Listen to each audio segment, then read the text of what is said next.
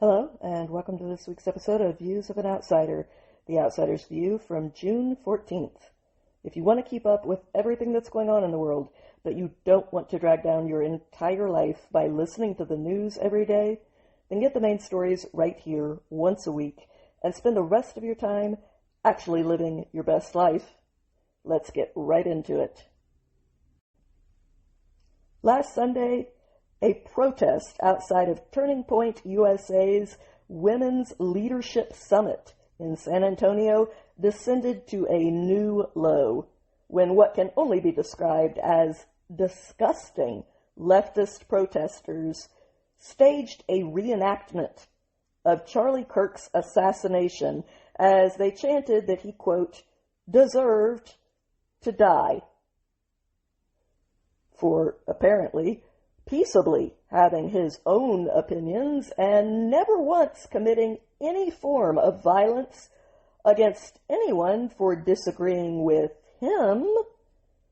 But that is the very difference that has been on full display here ever since the violent execution of Charlie took place. And it's not coming off in their favor the way that they think it is, based off of the praise of their equally mentally ill echo chamber. This latest chapter of being that detached from reality all unfolded at an event that was led by Erica Kirk, despite the threats to her and other Turning Point leadership.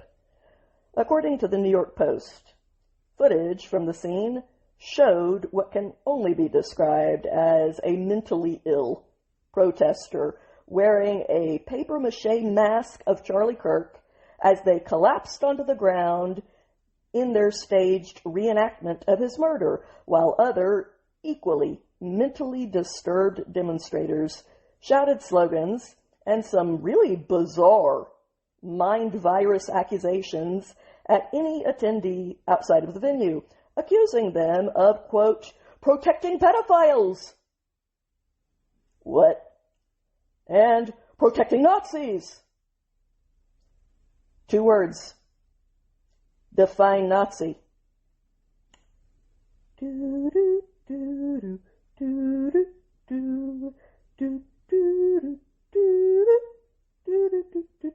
Hint. A white supremacist socialist with nationalism mixed in. So which specific part of that are you accusing Turning Point of being? Because you all are the socialists and the ones obsessed with race, so that's 2 out of 3 for you. Plus, isn't it your party that is running Graham Plattner, so who's protecting Nazis again?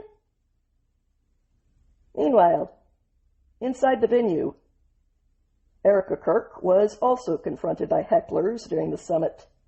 Video from the actual event showed one attendee shouting at Mrs. Charlie Kirk before being removed by security personnel. Meanwhile, she responded with contrasting class by urging calm and even calling for compassion in the crowd's attitude towards those who disrupted their event, telling attendees that these sick, my word, not hers, individuals should be prayed for rather than met with hostility.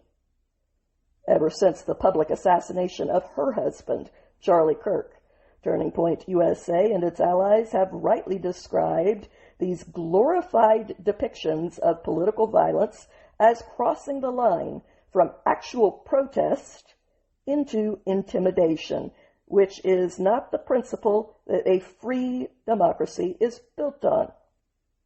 But then again, these are not liberal fans of freedom that we are talking about here anymore. These are very illiberal tyrants who believe in intimidating and enforcing their will through violence while censoring speech against them instead of engaging in it mutually and respecting the will of the people.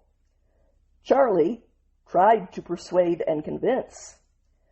They try to bully and terrorize. That makes them the illiberal ones, not him. no matter who you agree with on the issues, behavior matters more than issues because talk is cheap, which is why the critics of Turning Point USA argue that they are allowed to cross any line to stop the political influence of a group that they happen to disagree with, because they truly believe that they are the only people whose opinions count. And if someone else is more open-minded than that, and they are willing to hear other people out, then these tyrants are justified in intimidating them out of that choice through whatever ghoulish or violent means that they can concoct, even though that very behavior is the most foundational threat to democracy, not some supposed dreamed-up present-day Hitler that doesn't actually exist. But these ghoulish, self-outing displays don't actually accomplish that. They achieve nothing except making themselves look disgusting to everyone else, regardless of whether they happen to support Turning Point USA or not. And everyone moved forward with the event that they chose to attend, as they have every right to do, moving forward despite those who very much need some court-mandated therapy to regain some kind of a grasp on a healthy mental perspective.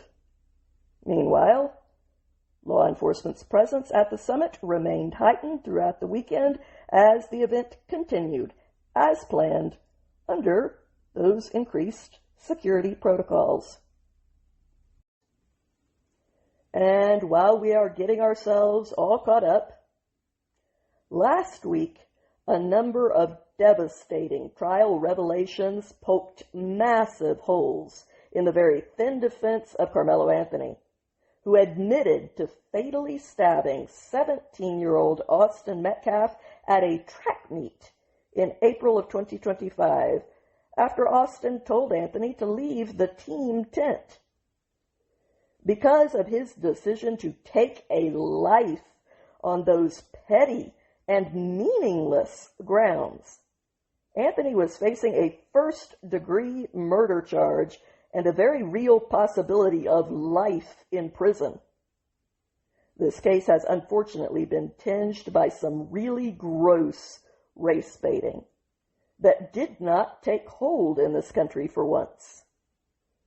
But the race baiting continued, all due primarily to the glaring lack of mainstream media coverage, apart from their coverage of the race-based narrative that has and continues to be peddled by Anthony's family and supporters, which basically boils down to this: Anthony is black, and his victim, Austin Metcalf, was white. So, somehow, some way, despite all of the evidence, the unjustifiable becomes justified by magical skin pigmentation. But the narrative that Austin was a hateful bigot went completely out the window at trial. A number of teenage witnesses that were called to the stand by the state were black, and they've all said that Anthony was the one in the wrong that day. These black boys said that Anthony instigated the entire situation and did not act in self-defense in any way, shape, or form. Although their identities are not legally allowed to be revealed because the witnesses are still minors, the Texas bureau chief for the Daily Mail, Mary Ann Martinez, posted last Friday that 4 out of the 6 teenagers who testified were black. One witness who knew both Anthony and his teenage victim broke down crying as he testified about the murder that he watched unfold, saying that Austin, quote, was my brother, That was my brother that got stabbed."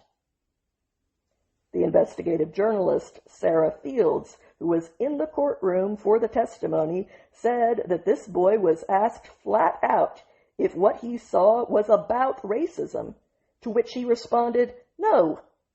Austin was a leader, and he protected us."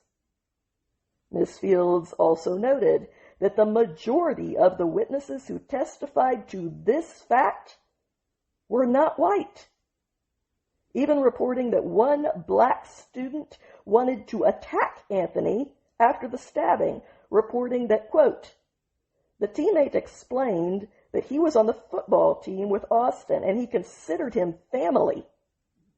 So a black boy was family with Austin. So much for the "he was a bigoted racist" narrative, the one that says that he targeted black people for becoming victims of his mean behavior. That just doesn't fly with the facts. While Anthony's supporters outside of the courthouse and online, on the other hand, have been making racial remarks and viciously denigrating the victim, Austin Metcalf. The next narrative to go out the window was that Anthony acted in self-defense. His defense team claimed that Anthony went into the opposing track team's tent to seek shelter from bad weather. Some of the witnesses, however, testified that Anthony was asked to leave up to 15 times by different people, not just Austin, and he refused. And they also testified that he was trying to pick a fight the whole time and trying to get a bite from anyone. He insulted their school's football team, called the people in the tent where he was not supposed to be pussies, and called Austin a bitch, painting him as the sole aggressor here, spoiling for a fight, not someone who was innocently trying to get along so that he could stay partly out of the rain. According to Miss Fields' reporting, there was also testimony that Anthony escalated things from there and moved on to threatening Austin, who responded to the threats against him by telling Anthony, quote, "I'm not going to fight you at a track meet, bro." Then an unarmed Austin, after making that declaration, lightly pushed Anthony towards the door, and Anthony, with no reasonable grounds to fear for his safety, and yes, despite what you may be hearing online, legally, they have to be reasonable grounds that anyone else in your shoes would agree with, not your own subjective claims. Again, despite what you may be hearing on the internet. So, with no reasonable grounds to believe that he was in any physical danger, no reasonable grounds by any stretch of the imagination, Anthony pulled out a 5-inch blade that he just happened to have on him and fatally stabbed Austin so hard that it went through his sternum and into his heart. On top of that, some witnesses even testified that the heavy rainfall didn't even start until after the stabbing took place, blowing up the claim that supposedly explained why he went into the opposing team's tent and picked a fight in the first place. Then, most shocking of all, even a defense witness testified that Anthony was the one in the wrong that day. NBC DFW reported on the details of that bombshell moment between a teenage witness that had been called by the defense and his cross-examination by Bill Wierskie, the lead prosecutor, which went as follows. "You didn't expect for there to be a stabbing?" Wierskie asked. "No, sir," the witness answered. "Who was in the wrong that morning?" Wierskie asked. I think Carmelo was in the wrong, the witness answered. Carmelo provoked this, didn't he? Winsky asked. Yes, sir, the witness answered. Kaboom. We will be circling back around this case to cover what happened this week. But first, there are a few other troubling incidents that went down. Last Sunday night, a homeless man with a long history of crimes, including stabbing a man, stabbed 6 people in his latest rampage inside of New York City's Penn Station on the New Jersey Transit course. The victims were all men ranging from 30 to 60 years old, according to the reports from the New York Post. The photos that they published showed the blood staining the floor of the boarding area and one of the victims being carried out of the station by paramedics. This dangerous and disturbed stabbing spree took place just one day before the Knicks took on the San Antonio Spurs for Game 3 of the NBA Finals, which took place at Madison Square Garden, which sits directly above Penn Station. This was New York City's first NBA Finals game this century, specifically the first one since 1999. The NYPD and the Secret Service had been working to increase security around the Garden and around Penn Station below because the president, a New Yorker himself, was expected to attend that game. Meanwhile, the alleged attacker, who the police said was emotionally disturbed, yet despite this known fact, he was allowed to roam the streets to be a danger to himself and to others. He was identified as being 51-year-old Hector De Leon. Footage from ABC Eyewitness News showed police carrying him to a wheelchair, and he was then taken into custody, according to the authorities. Meanwhile, medics from Bellevue Hospital rushed 5 of his victims from the scene. They say that 2 of the victims sustained minor injuries, another 2 people sustained moderate injuries, and 1 person was severely injured. All 5 men are thankfully expected to at least survive. According to Fox News, the 6th victim suffered minor injuries and was transported to New York Presbyterian. One woman who spoke to reporters outside of Penn Station with her 7-year-old son said that this attack, quote, freaks you out and causes people to wonder whether, quote, you should even be using the subway with your kids. Probably not, ma'am. At least not until you are prepared to elect people based on their responsible policy solutions when it comes to these very basic issues, the ones that actually affect your lives, instead of electing people based on their ideologies concerning fringe issues that don't. Speaking of which, the game. Although authorities banned watch parties outside of Madison Square Garden due to security issues, the NYPD estimated that roughly 7,000 people gathered near Bryant Park alone for a watch party that night, and 21 people were eventually taken into custody as brawls broke out all across New York City, and all because the Knicks lost to the Spurs by 4 points on Monday night. Oh yes, my world will never be the same.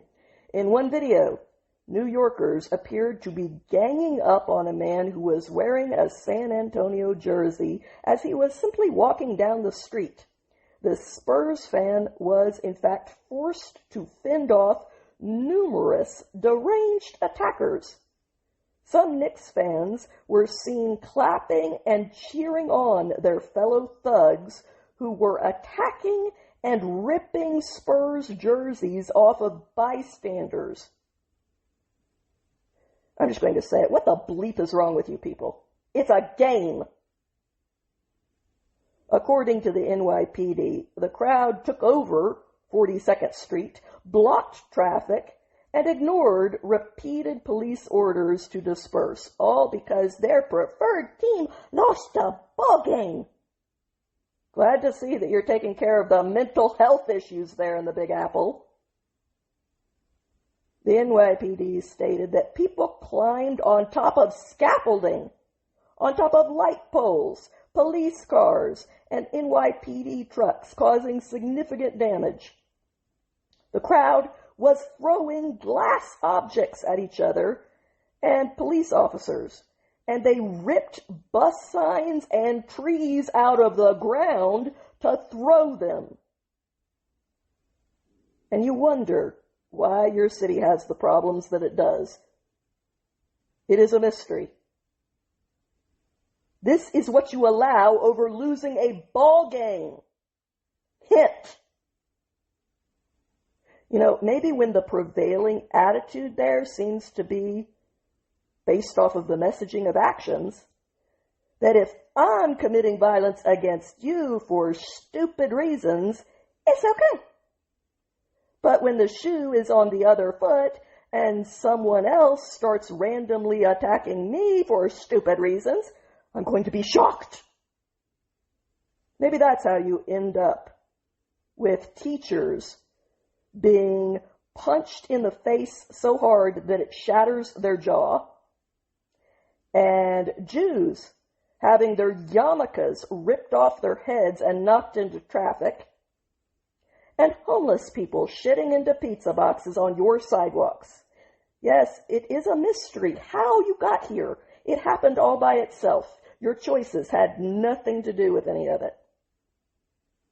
And the fact that other places do not have this problem, that's all luck. It has nothing to do with their choices. All life is just a random accident. Of the 21 people that police took into custody, officers arrested and charged 8 of them with crimes and released 13 with criminal court summons. Police charged 2 people with assaulting a police officer and 1 other person with attempted assault on a police officer. According to the department, 5 NYPD officers did suffer injuries at the hands of thugs during the violent disorder. Neither the NYPD nor Mayor Zoran Mandani said how their city intended to prevent similar dangerous violence at any future games in their lovely city. And time was of the essence on that, as Game 4 was scheduled for 2 days later after these very sports riots took place. The next game taking place on Wednesday night, once again in New York City. Good luck to you, and may God have mercy on your souls. But New York City was not the only site of carnage this week. And some people, believe it or not, actually do not do it to themselves. On Monday, at least 32 people were confirmed dead within hours. Over 200 more were injured, and hundreds of thousands were displaced after a 7.8 magnitude earthquake rocked the Philippines. That earthquake hit south of the island of Mindanao, the second biggest island in the Philippines and home to over 27 million people. This was the strongest earthquake to hit that country in nearly 40 years, according to the reports, impacting at least 22 million people. The U.S. Geological Survey noted that there have been at least 35 earthquakes measuring over a 7 magnitude since 1900. Tsunami warnings were issued for multiple nearby islands, including Taiwan, Japan, Guam, and Papua New Guinea. The president of the Philippines, Ferdinand Marcos Jr., stated, "The national government is moving and we will not leave Mindanao behind. I am in constant communication with our regional office and local chief executives on the ground." He added that he had ordered the suspensions of all classes in all levels across affected areas in Mindanao until further notice. The safety of our children comes first. He also called for people to pay attention to the tsunami warnings, telling them to move to higher ground now. Do not wait. Your life is more important than anything left behind. The U.S. Geological Survey estimated that there would be a 39% chance that the economic damage would be between $100 million and $1 billion all told. One local, Julius Golez, told the New York Times that he ran for higher ground with his young daughter after the earthquake hit, saying, "I was very scared. My knees were trembling. We were crying. So many other people were also crying." Yeah, that sounds like entirely legitimate fears. Back over here, there are plenty of people with uninformed fears, as there always are when an entire society is on the cusp of any major change. But there was also good news. Unless you are the type to shut out everything that is not purely doom and gloom negativity. On Monday, Meta launched a free program called America's Workforce Academy. This is a unique, first of its kind, $115 million initiative that is designed to fast-track Americans into high-demand jobs without requiring them to go into debt to get a college degree. Meta's offer is simple.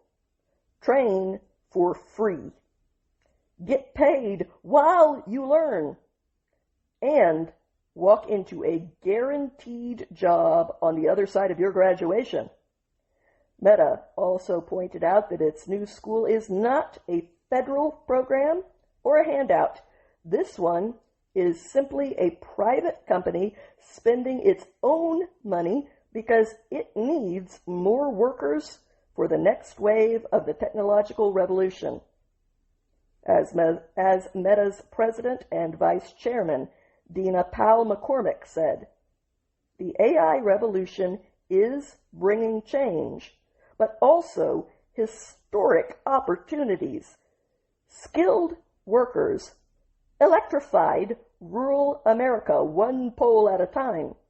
They manned the factories that built the arsenal that won World War II. Now a new generation will pour the foundations and lay the fiber that secures American strength in this new age."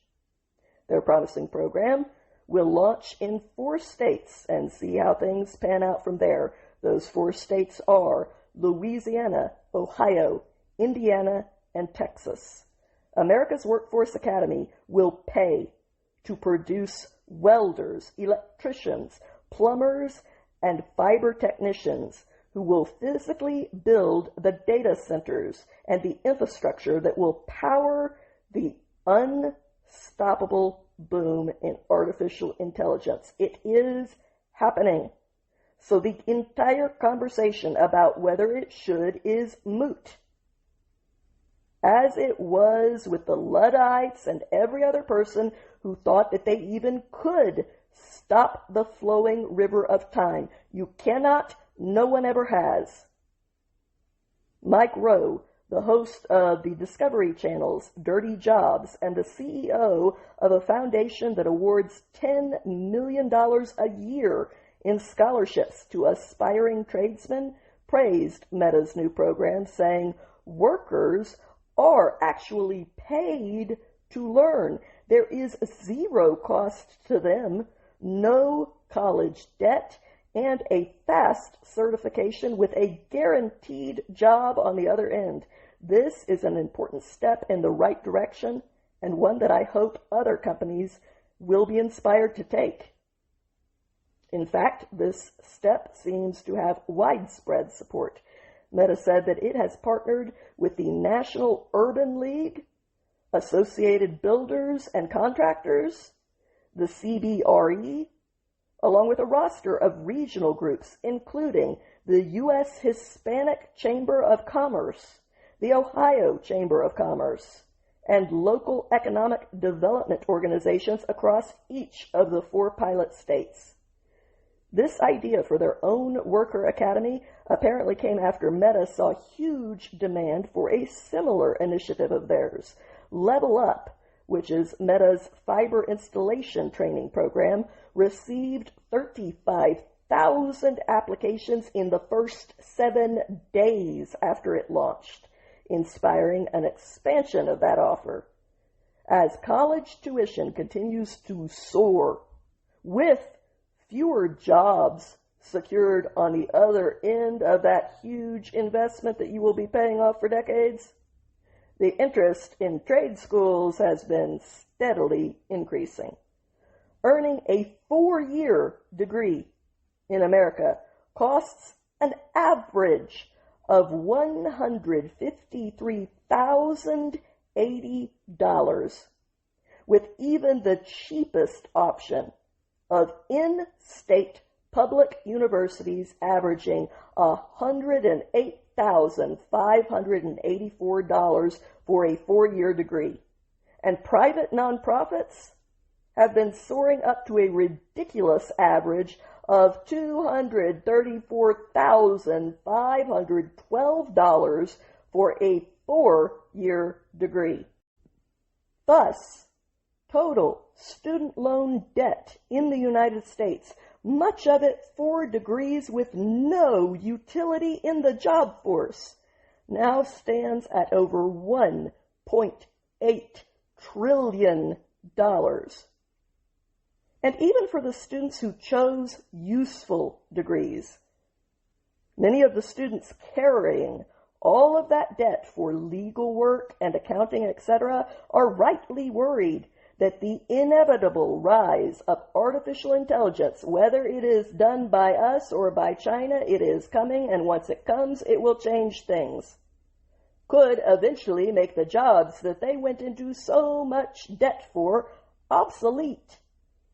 Gen Z's outlook on AI is sadly, for a large portion of them, negative, with 42% of them reporting that they feel anxious about the rapid advancement of technology, which is understandable, as opposed to the remaining 58% who grasp the uselessness of anxiety and see the opportunity on the horizon as being the most useful approach for the best odds of ending up in a good place on the cutting edge, which fear simply just does not ever lead you to a good place, ever, as opposed to ending up in the fetal position, abandoned and trampled by the changes that will come regardless, because that's life.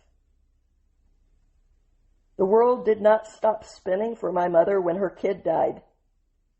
It didn't stop for me when she died. And life is not going to stop for you when changes occur either. I say that not to be cruel, because I know exactly how cruel it feels at the time that that is happening to you. I say it because it is the truth. And there is nothing more cruel than lies. Meta, while not dismissing the very real possibility of workforce disruption, is betting that AI will also create a new generation of high-paying, skilled trade jobs that cannot be outsourced to algorithms, as every other technology that seemed like doomsday has done. They have all created more jobs than they ended. That company argues that this job creation starts right now, because building the infrastructure behind the AI revolution will require millions of workers whose labor remains a firm part of the physical world, and they want that workforce to be educated by their own new America's Workforce Academy. Meanwhile, the outlook was not sunny everywhere. A man from Sudan was arrested after he attempted to behead another man on video. in the streets of Belfast in Northern Ireland. In that graphic video, this insane brute pinned his victim down in the street and repeatedly stabbed him in the face and neck.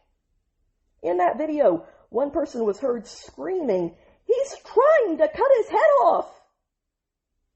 In fact, the victim was saved only because bystanders stepped in and wrestled the Sudanese killer off of his victim at risk to themselves. The victim was taken to the hospital with very serious injuries.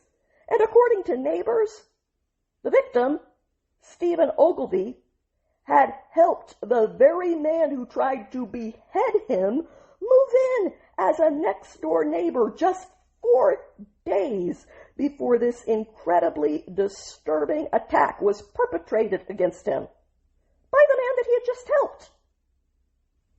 Mr. Ogilvie suffered devastating injuries, including the loss of his eye and very deep slash wounds to his head and back. And as for the public danger here, the perpetrator was arrested on charges of attempted murder, but authorities did not release his name. In fact, if we're being entirely honest here, and I at least try to be, they botched most everything about this situation, and the costs of that were devastating. First, police identified the attacker as a man from Somalia. And then later, they determined that he was actually from Sudan. Potato, potato. The police chief broadcast what I assume was supposed to be a reassuring message to a frightened public. And instead of conveying confidence and that the authorities had everything under serious control, he swayed back and forth like a 13-year-old girl shyly having her first conversation with a boy. I'm serious. Go watch the video. According to the Belfast Telegraph, Assistant Chief Constable Ryan Henderson said that his understanding is that the individual was given leave to remain in Northern Ireland. Oh, well, okay. Case closed. Why are we even upset? A, he was not given leave to remain by the people. And B, it sounds like that was a very responsible and safe decision that was made on their behalf by those who make these decisions. Can't imagine why the people are upset. I mean, it's so unreasonable of them. Nigel Farage, the leader of the surging Reform UK party, called for full transparency in the details of this attack, and you should listen to him. Anything less is only going to fuel it. Meanwhile, due to so much suffering that has come from entirely irresponsible policies, Farage has been calling for a freeze on immigration. I would point out that under the 10 years of Blair, more people came in than the millennia before that, the Vikings and all that, from the Battle of Hastings in 1066 to 1950. 1066 to 1950. Less people came in during that millennia than came in under 10 years under Blair, and they've only escalated it since then. Farage stated, "What happened in Belfast last night is horrific. The authorities must reveal the identity and status of the attacker immediately. The public are entitled to the truth." Yes, they are. And telling them that they're not is only going to escalate things. Seriously, get smart. Whether you agree with that or not, get smart.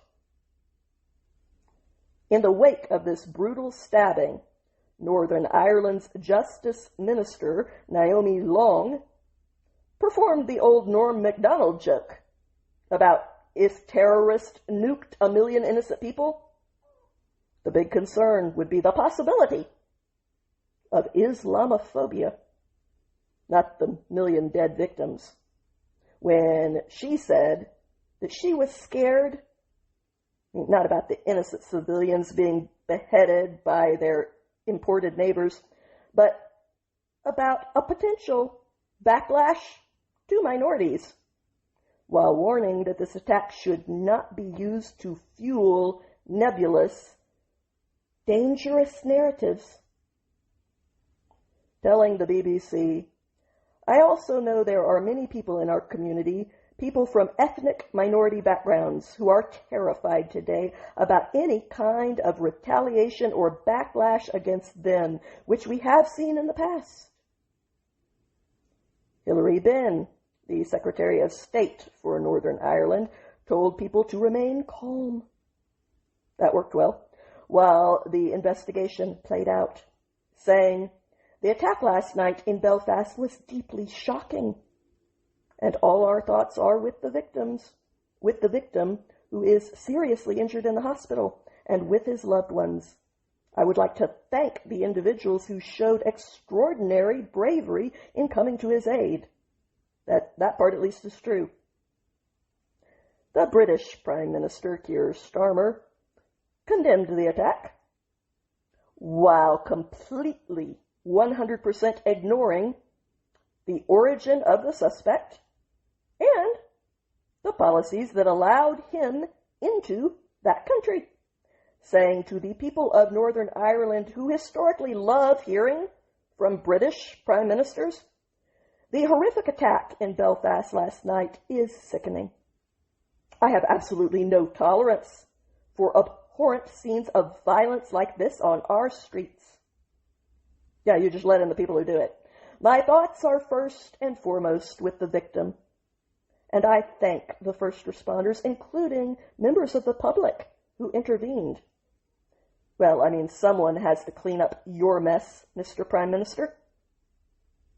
Meanwhile, protesters made it clear that they want an end to mass immigration from third world countries. This is true in Ireland as well as in England. But the people have been told by a handful of elitists in power to shut the bleep up. And they've been told that for way too long. Hence the scenes you are seeing on the news. It's basically the French Revolution coming to life again. This is what happens when you tell the entire public to eat cake. Protesters took to the streets in Ireland 2 years ago after a similar stabbing resulted from irresponsible immigration.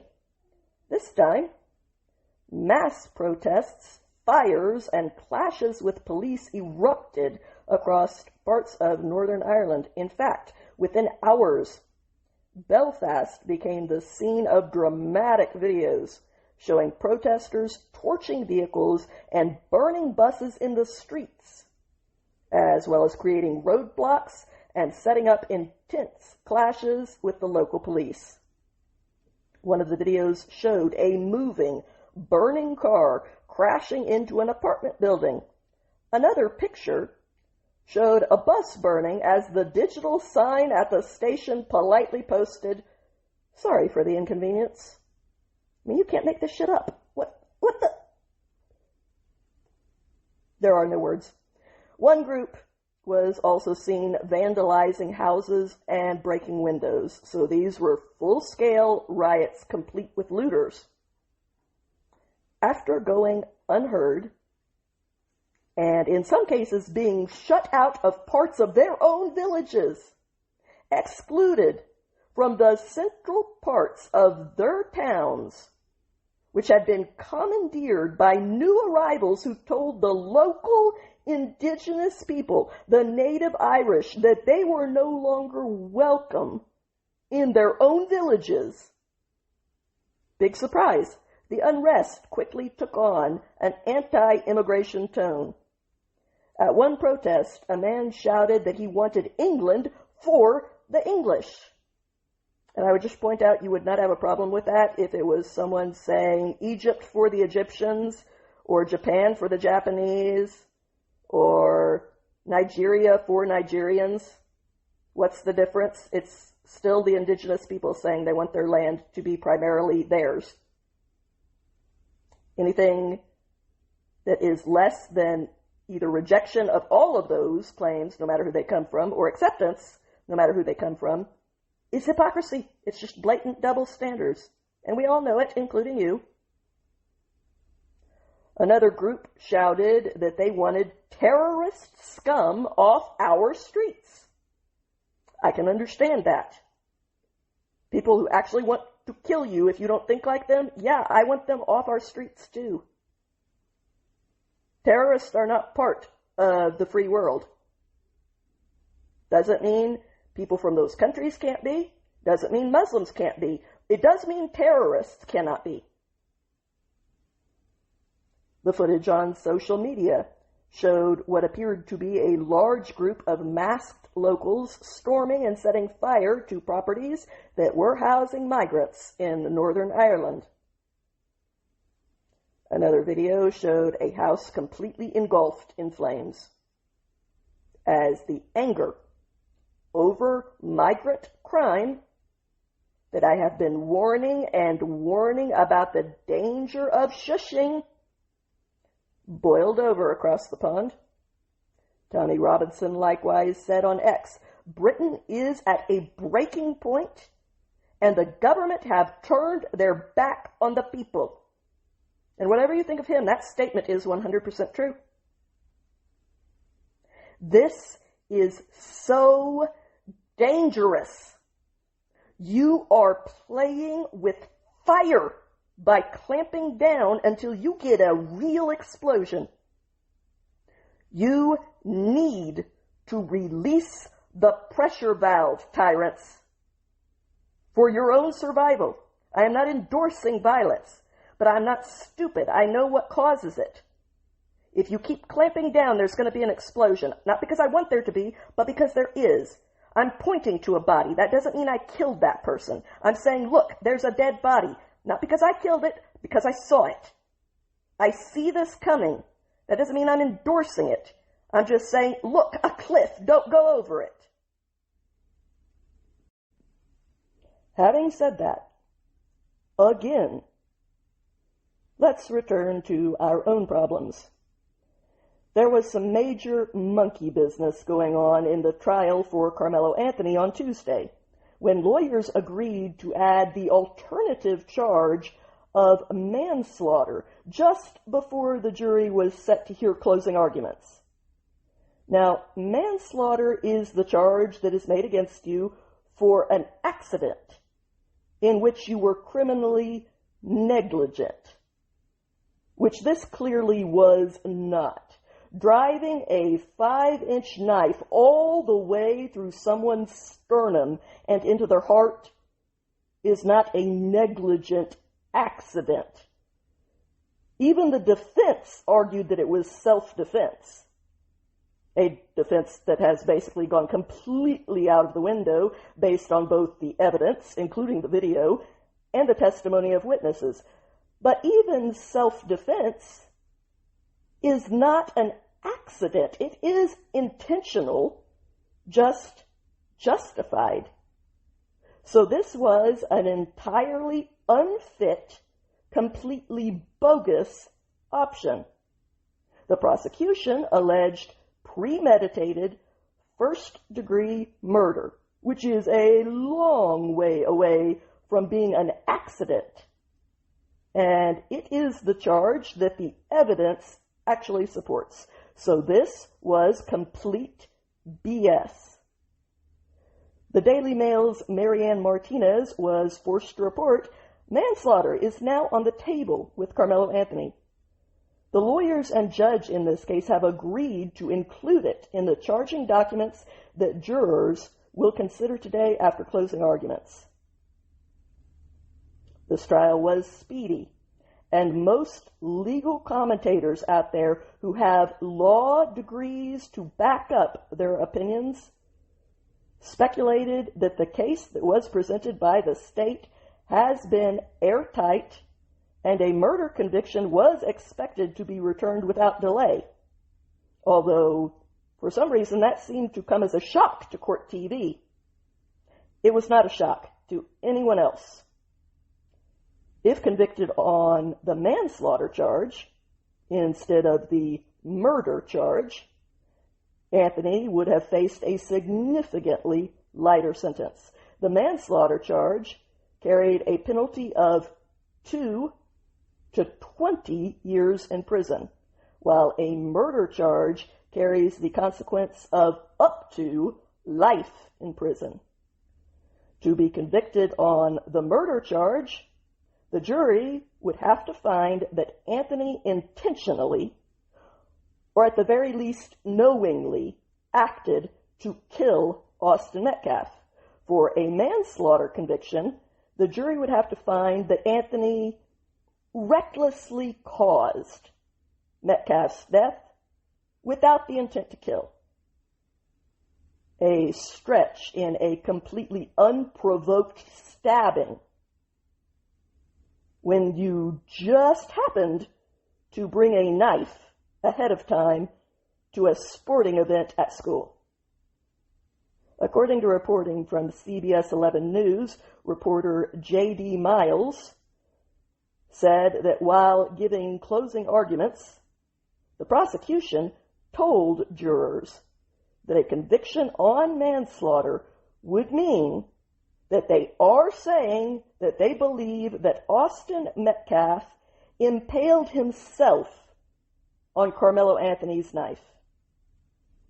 The state continued to rightly argue that this was murder one and that Anthony had it in his mind what he was going to do. They pointed to Anthony's behavior as confirmation of that, pointing out that he ran for an exit right after stabbing Austin, and that he never hesitated in shock or even once looked for a coach or someone to help. According to Miles, the prosecution argued that it is a guilty mindset. He touched me. He did this. He did that. What would he have said if he was really confronted by both of the twins? Answer, he would have said they, not he. His words alone belie the fact that this was one-on-one. This was not a mob of Memorial kids. He had it in his mind what he was going to do. With that, closing arguments wrapped up and jurors started to deliberate. Only hours later, that Collin County, Texas jury found 19-year-old Carmelo Anthony guilty of murdering 17-year-old Austin Metcalf. Anthony, who was also 17 years old when he committed murder, was tried as an adult, and he was then facing a minimum of 5 years in prison up to a maximum of life in prison for the conviction against him of first-degree murder. And before we move on, let's clear up one out-and-out lie that keeps getting repeated. And by the way, when you have to lie in your case, there's a reason for that. It's because your case is empty. The jury that convicted Anthony was not an all-white jury. It is true that there were no black people on that jury, but there were several people of color who would be surprised to know that they are now white. The black possibilities for jurors were vetoed because they were all teachers. Each potential black juror was involved in education somehow, and therefore connected to the case and had a conflict of interest when it came to being impartial.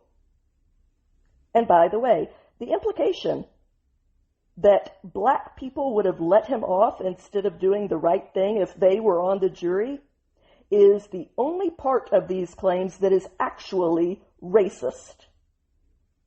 The idea that black people are inherently immoral and would have stuck by their own and let someone get away with murder just because of his skin color, which is what you are claiming when you claim that the outcome would have been different even though the evidence would have been the same. That is an insult to black people who are just as human and just as reasonable as anyone else. Even so, the jury was not, in fact, all white. Once again, if you have to lie, there's a reason for it. Of the 12 jurors, 3, or 1/4 of them, were racial minorities, including 2 Asians and a Middle Eastern Indian. 8 of the jurors were women, who tend to be more liberal, and only 4 were men, who tend to be a little harsher on average. It was confirmed that of the 18 total jurors, including the alternatives, 6 of them, or 1/3 of the jury pool, were minorities. The decision to convict on murder was unanimous, so much so that it only took a few hours of deliberation for everyone across all of these races to vote that way, because that is how strong the evidence is. The CBS reporter J.D. Miles had reported just before the verdict was announced that more than 24 deputies were outside the courtroom, and a race-obsessed crowd was gathering outside the courthouse and chanting, "Free Carmelo!" But the jury was not as biased as that crowd was, and they rightly decided that just because Anthony happens to be black, that did not mean that he was entitled to fatally stab Austin Metcalf at a track event in April of 2025 in Frisco, Texas, and then not face consequences just because his victim, Austin, happened to be white. This case quickly surged back into the nation's spotlight after a glaring lack of coverage from the legacy media and a debunked race-based narrative being shamelessly peddled by the Anthony family, who have been pretty brutal to the victim's father to a disgusting degree ever since their son took the life of his son, and even after he publicly forgave Carmelo for what he had done. So after 9 days, we had a verdict. But after the last-minute funny business, no one would have been surprised if the judge tried to pull a fast one on sentencing. The verdict itself was the only right one to return based on the evidence, not based on skin pigment, video footage, and witness testimony. Even the testimony from defense witnesses indicated that Anthony deliberately provoked this entire situation, and he used deadly force when it was not even debatable that it was needed, despite the pathetic self-defense argument from Anthony's legal team. The race narrative that was advanced by the Anthony family was also quickly dispelled during witness testimony when a number of black teenage witnesses who were called to the stand by the state all said that Anthony was in the wrong, and they spoke very highly of Austin Metcalf as a person, as a friend, and as a brother who treated them well and was not a racist. In a very emotional moment, one male witness who knew both Anthony and the victims broke down crying about the murder that he witnessed, saying of Austin, "That was my brother. That was my brother that got stabbed," as we covered before. And when asked directly if race had played a part in this, he responded, "No. Austin was a leader, and he protected us." Video evidence also showed that Anthony was never once surrounded by a mob as he claimed. It showed that he was confronted by Austin Metcalf alone, who, according to witnesses, verbally refused to fight Anthony, even as Anthony tried to goad him into that very thing. Supporters of Anthony had been outside the courthouse ever since the trial started. They made repeated racial remarks and denigrated the dead victim, Austin Metcalf. In anticipation of any protest over the verdict, authorities had secured the area early on Tuesday morning. That same day, Carmelo Anthony was sentenced to 35 years in prison for the deliberate murder of Austin Metcalf. The jury rendered its sentencing on Tuesday evening, just hours after issuing a guilty verdict on the first-degree murder charge. Carmelo Anthony reportedly broke down in tears when his sentence was read. The 19-year-old also apparently sobbed and was visibly shaking when the guilty verdict against him was read hours earlier. Beware, parents. Shielding entitled kids from consequences leads to this moment. A moment with consequences involved that you cannot shield them from anymore. A moment when they realize that the world does not work in the false way that you led them to believe it did.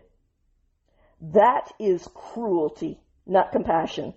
The job of parents, teachers, and adults in general is to be a proxy that accurately reflects and prepares children for the world that they will actually live in. Those who lie to a child by word or by deed while they are in that role as proxy are cruel people. And this is the result of their cruelty. The Daily Mail's reporter, Marianne Martinez, who was inside of the courtroom, said that the prosecution argued before the deliberations over the sentencing took place among the members of the jury that the family of the slain Austin Metcalf will suffer far greater than Anthony ever will, no matter what sentence the jury imposed on him. And they are right. Attorney Dewey Mitchell correctly stated, "Nothing you do with your verdict, no matter what it is, nothing you do will take more from Carmelo Anthony or his family than he took from Austin Metcalf." Carmelo Anthony's going to have the opportunity to continue to be a son, to continue through his life and find out what he's interested in, maybe meet the love of his life and have children. Austin Metcalf did not have the opportunity to meet the love of his life, didn't have the opportunity to know what it felt like to hold a plaque of graduation, isn't going to know what it's like to have children with someone you love. He's never going to have the time with his parents where he grows up and gets out of those teenage years, which is blatantly true. Apart from the closing arguments by both sides, the only person to speak during the punishment phase of the trial was Anthony's mother, reportedly pleading with jurors as she sobbed, "Please have mercy on my son," which they did by not giving him the life sentence that his crimes truly merited. And at least her son is still alive, which is more than can be said of Mrs. Metcalf in this case, whose son is currently in a coffin. Now, that does not mean that I have no empathy at all for this woman as a mother. And it does not mean that I have no empathy for what she will suffer while her son is in jail. But I would point out that my empathy for her as a human being would be much, much larger had she ever once shown even a drop of it for the victim's family instead of smearing their dead son and disrespecting them in public. while pushing that self-serving, race-baiting narrative that her family put forward in an attempt to justify the unjustifiable. I still do feel a little sorry for her as a mother. But apart from the awful murder that the son that she raised committed, her own inhumane behavior towards others significantly impacts the amount of humane empathy that I feel for her. You do reap what you sow, and no one can change that. I don't have to be deliberate about that. I don't have to say I'm going to show her no empathy.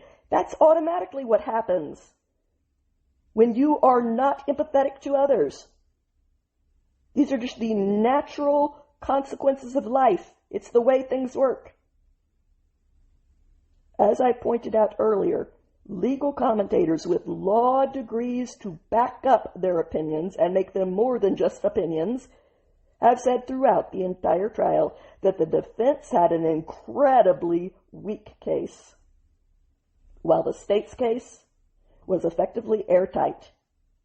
Witnesses blew apart every racial narrative that has been peddled by the Anthony family, and video evidence showed that Anthony was not surrounded by a mob of people, as he falsely claimed, but rather he was only confronted by Austin Metcalf one-on-one, and that only after he was told to leave the opposing team's tent up to 15 times by a variety of different people, while he was aggressively trying to pick a fight with everyone. Also, as noted, witnesses testified that Austin Metcalf explicitly told Anthony that he would not fight him before he touched him at all, directing him towards the exit. So there was simply no grounds to believe that he was in any kind of life-threatening danger that came anywhere close to justifying the use of lethal force. This case was so clear that the trial, from start to finish, lasted only 9 days, including jury selection. The jury, 1/4 of which were minorities, was so clear on the evidence that they had heard that they rendered a guilty verdict mere hours after they were sent to deliberate, and rendered a sentence mere hours after that. We're done. You can continue peddling narratives if it blows your skirt up, and you've apparently decided to. But the verdict is literally in. The evidence is known by all, and no one is listening. And that is not going to change just because you get louder, or just because you scream names at people who believe in blind and impartial justice, or just because you scream groundless accusations at those people in lieu of evidence to support your position. So, in answer to the black woman who was outside of the courthouse screaming, "What do you want us to do? What do you want us to do?" The answer is, ma'am, don't stab people through the heart. It's a pretty low bar. We all meet it. You can too. She also asked, what is she supposed to tell her sons? Ma'am, respectfully, tell them to be productive members of society that do not commit crimes against other innocent people, and they will live fantastic lives. Tell them that because it is the truth. She declared that black people can't just walk away from these situations, but that is exactly what they should do if they do not want to end up in jail. You do not take a life over petty nothingness. Walking away is exactly what everyone in that situation should do, black or white or purple. I do not keep two different sets of rules based on race. Most people don't. Right is right and wrong is wrong. Race plays no part in it. None. And people are tired of giving out free passes based on which party to the violence had darker skin pigment at the time of the bloodshed. So, let's address the Kyle Rittenhouse comparison. There is no comparison. Kyle Rittenhouse was being chased by an entire mob of armed people who were trying to tackle him to the ground and beat him with a skateboard when he fired a gun to defend himself. And the biggest irony here is that the same people who said that that was a ridiculous claim, that being chased by an entire armed mob was a legitimate reason to fear that you were in danger of bodily harm or that your life was in danger. These are the same people who right now are saying that it is completely reasonable to believe that your life was in danger while you were being confronted by one person who was unarmed, who had verbally told you that he did not want to fight you and had ruled out physical aggression, who was not chasing you anywhere, but who lightly pushed you towards the exit. And this is why these claims are just not gaining traction. They are ridiculous. And the double standards are not even in the same galaxy. They are so disproportional. Most people out here are determined to get back to a race-blind society where the person at fault is the person at fault and race does not factor into it at all. And since this is a democracy where the majority rules, you better get used to that standard, because most people, the majority, black, white, brown, and any other color, want that. When I say that you are in the minority here, I mean the minority opinion across all colors. And as much as I hate to, I will briefly address the enormous stupidity of Jasmine Crockett, and only because she is, sadly, a congresswoman. Otherwise, I would ignore it, as this level of stupidity deserves to be ignored. And I will just add that it is insane that this is a congresswoman, given that you could donate 100 IQ points to her and she still wouldn't break even at 0. But here we go. No, sweetheart, you do not suffer more based purely on the color in your skin as you sit in Congress than the white woman who put her baby into a coffin does. That is a fact. No, the definition of a deadly weapon is not how big it was. The definition of a deadly weapon is whether it was capable of causing death. That would be the deadly part. See? This 5-inch blade actually caused death. That definitionally makes it a deadly weapon, even if you personally think with your non-existent brain that a 5-inch blade is small, which is an arbitrary idea anyway. Small is not defined in any concrete terms. And guess what? A bullet is even smaller than that. But if it is fired out of a gun, it is a deadly weapon. Why? Because it can cause death. This 5-inch blade not only could cause death, it did. But thank you for demonstrating once again exactly why DEI was a major mistake. Now go away. And for anyone who wants to say don't be disrespectful to a congresswoman, respect is earned. This woman not only has never done anything to earn respect, she has done a lot to the contrary, to earn disrespect, including calling Governor Abbott Hot Wheels and mocking disabled people like me. However, I want to point out that not everyone in the black community was feigning shock and pretending to be upset over this verdict.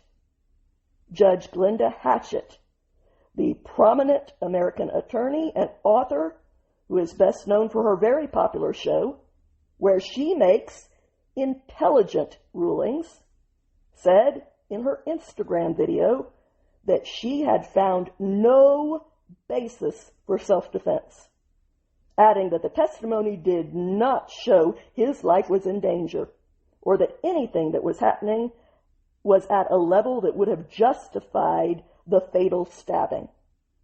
Then she switched to the personal perspective of a mother, saying that parents must teach their children how to think clearly in these situations. Rather than encouraging them to have a supremacist attitude towards others as though the universe revolves around them and no other human being out there counts. Pointing out, he was not supposed to be in the tent. He was asked to leave the tent. Why not just leave the tent? I agree, Miss Hatchett. Meanwhile,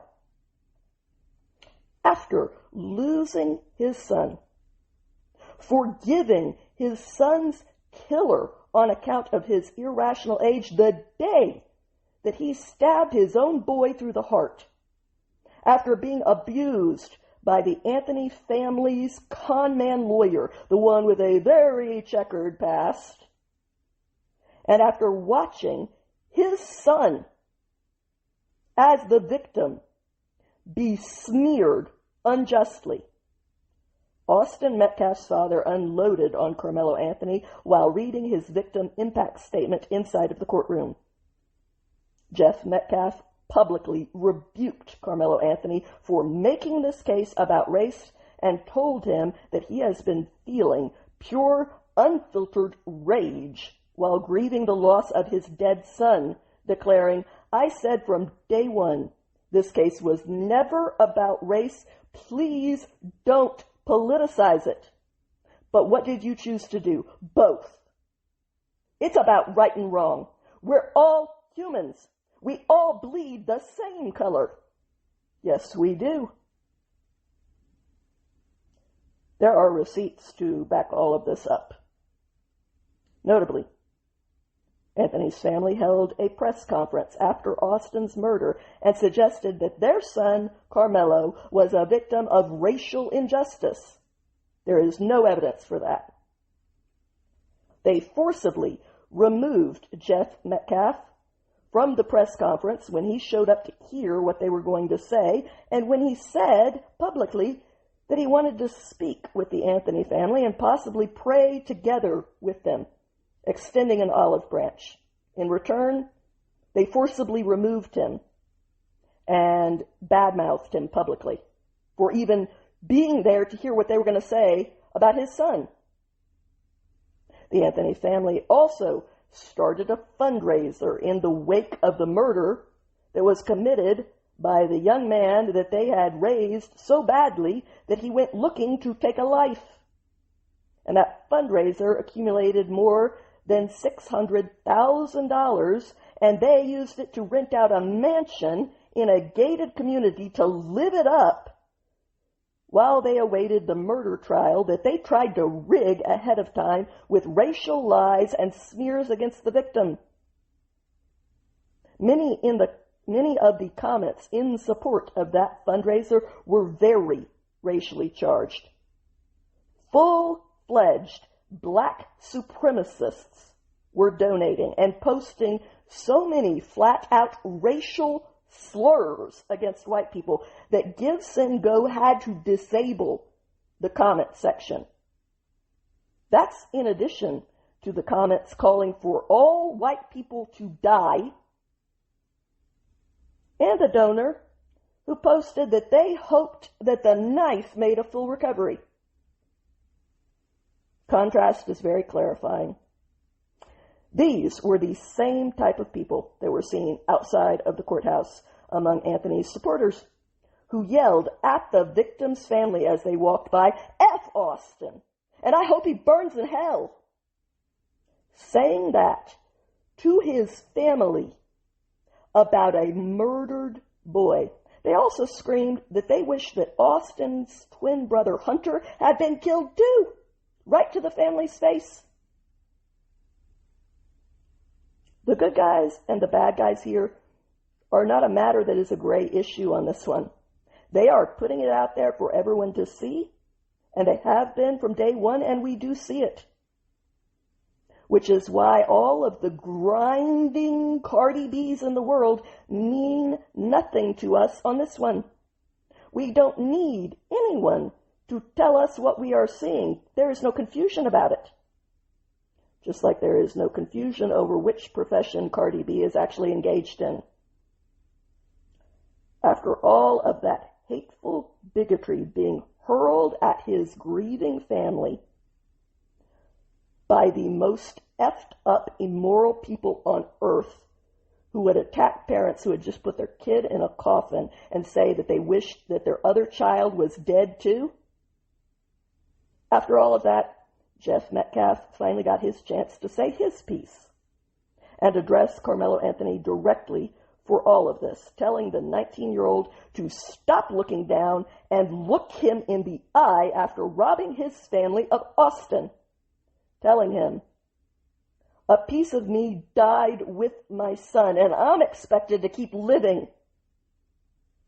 You're going to prison. I forgave you the day it happened. I don't forgive what you did. You're free to make choices all you want, but you're not free from those consequences. You will face those consequences starting today." At one point, he shouted at him, "You failed your parents, you failed yourself, and you failed society. You don't belong in the community. You're going to prison. You can't even look me in the eye right now, but you can stab my effing son in the heart." Austin's mother, Megan Metcalf, also delivered a victim impact statement telling Anthony that he should consider himself fortunate given the pain that he has inflicted on the Metcalf family, whose son will not magically rise from the dead when Anthony is released back to his family, saying, "My son was murdered. He didn't just die, he was taken from us, just as he was starting to live. You may have just been given a sentence of 35 years. You should feel lucky because I've been sentenced to a life without my son." Austin's twin brother, Hunter Metcalf, told Anthony that he took everything away from him when he murdered his twin brother, Austin, who I would point out had been with him every day since conception. In fact, young Hunter held Austin in his arms as he bled out and died from Anthony's vicious, unnecessary, unprovoked attack. Hunter told Anthony that every morning he still sees Austin's bedroom door shut, which causes him immense pain. Like his father, Hunter also reportedly told Anthony to look him in the eyes. "Stop being a coward." I added that last part, saying, "If you could just look me in the eye while I speak, I would really respect that." But Anthony refused and continued looking down instead. That is the way he has been raised. And these are the results of raising your children that way. He has already filed an appeal. And based on the record here, on fantasy grounds. He is also apparently out of money and wants you to donate more because he burned through the more than $500,000 that you gave him, living it up in mansions. So now he wants you to fund his bogus appeal. Assuming that his appeal is treated as it should be, he will spend no more than 35 years in prison. Anthony will be eligible for parole for the first time in 17 and a half years, when Austin Metcalf, I would point out, will still be dead, and his twin brother will have graduated and probably gotten married without his best man, and the Metcalf family will have spent 17 Christmases going to the cemetery. The same day that all of that went down, appropriately enough, Alveda King the 75-year-old niece of the civil rights icon Martin Luther King Jr., went scorched earth on the Southern Poverty Law Center, tearing into them in front of the House Judiciary Committee on Tuesday, demanding answers to the explosive allegations that that nonprofit, with hundreds of millions of dollars in assets, had been secretly bankrolling the very extremist that it claimed to fight.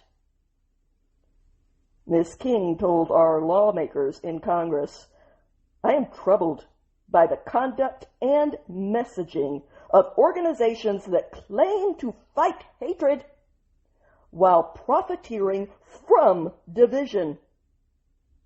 Amen. She was referring to the indictment against the SPLC, alleging that individuals in the very organizations that the Southern Poverty Law Center itself had labeled as hate groups, including white supremacists, neo-Nazis, and the Ku Klux Klan, had received hundreds of thousands of dollars in donor money, and in some cases more than $1 million in payments to stay in those hate groups, to recruit others into joining them, to organize racist rallies, and to burn Klan crosses, etc. To which Ms. King said, "Americans who faithfully donate their hard-earned money, many of them senior citizens like me, deserve transparency and accountability about how those funds are being used." Her rebuke carried unmistakable moral weight coming from Ms. King, whose family legacy is a living testament to America's history on legitimate race issues, not a legacy of profiteering off of manufactured hate. In fact, Ms. King's lineage is the story of America. Her grandmother's roots trace back to the west coast of Africa. Her grandfather's family came from Ireland, like a branch of my own. Her mother carried the blood of the Cherokee people. Her uncle gave his life for civil rights. So she knows something about real hatred and about fighting it honestly and with morals from the high ground and for the right reasons. Her family is a testimony of the truth that she declared in our hallowed halls of Congress, saying, "America is not a collection of competing tribes. America is one people under God." Amen. But the SPLC's lack of that kind of admirable character has been known well before being recently called out.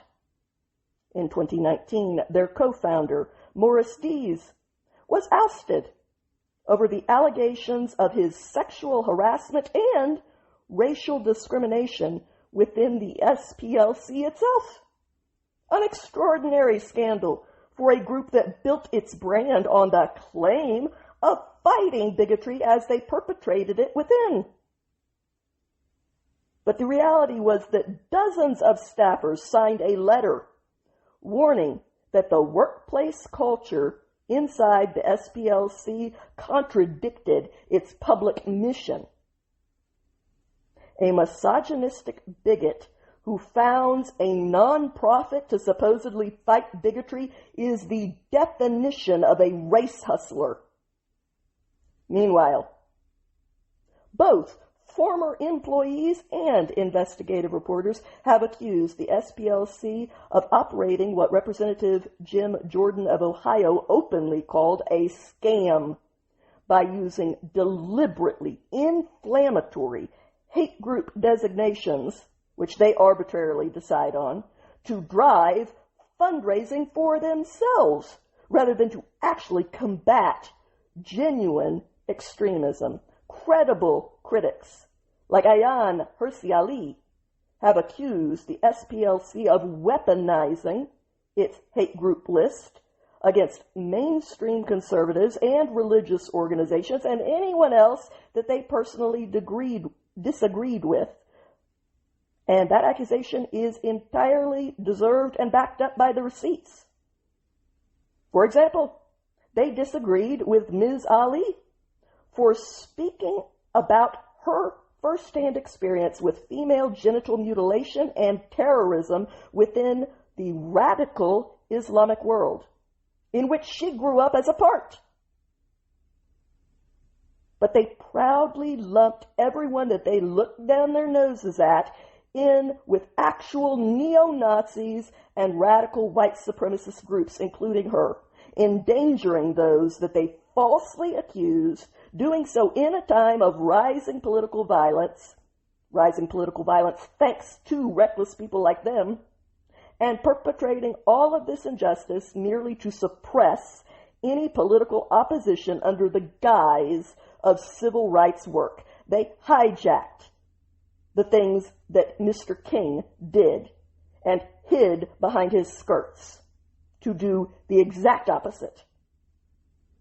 Ms. King was having none of it and did not mince words on that score either, stating as clearly as her uncles called that all people should be judged individually based on the content of their character and not judged collectively on the basis of their meaningless skin color. When she declared, "I reject racism, I reject hatred, I reject white supremacy, but I also reject the notion that Americans who hold traditional Christian beliefs should be treated as threats or terrorists simply because we disagree with a prevailing political thought." Amen?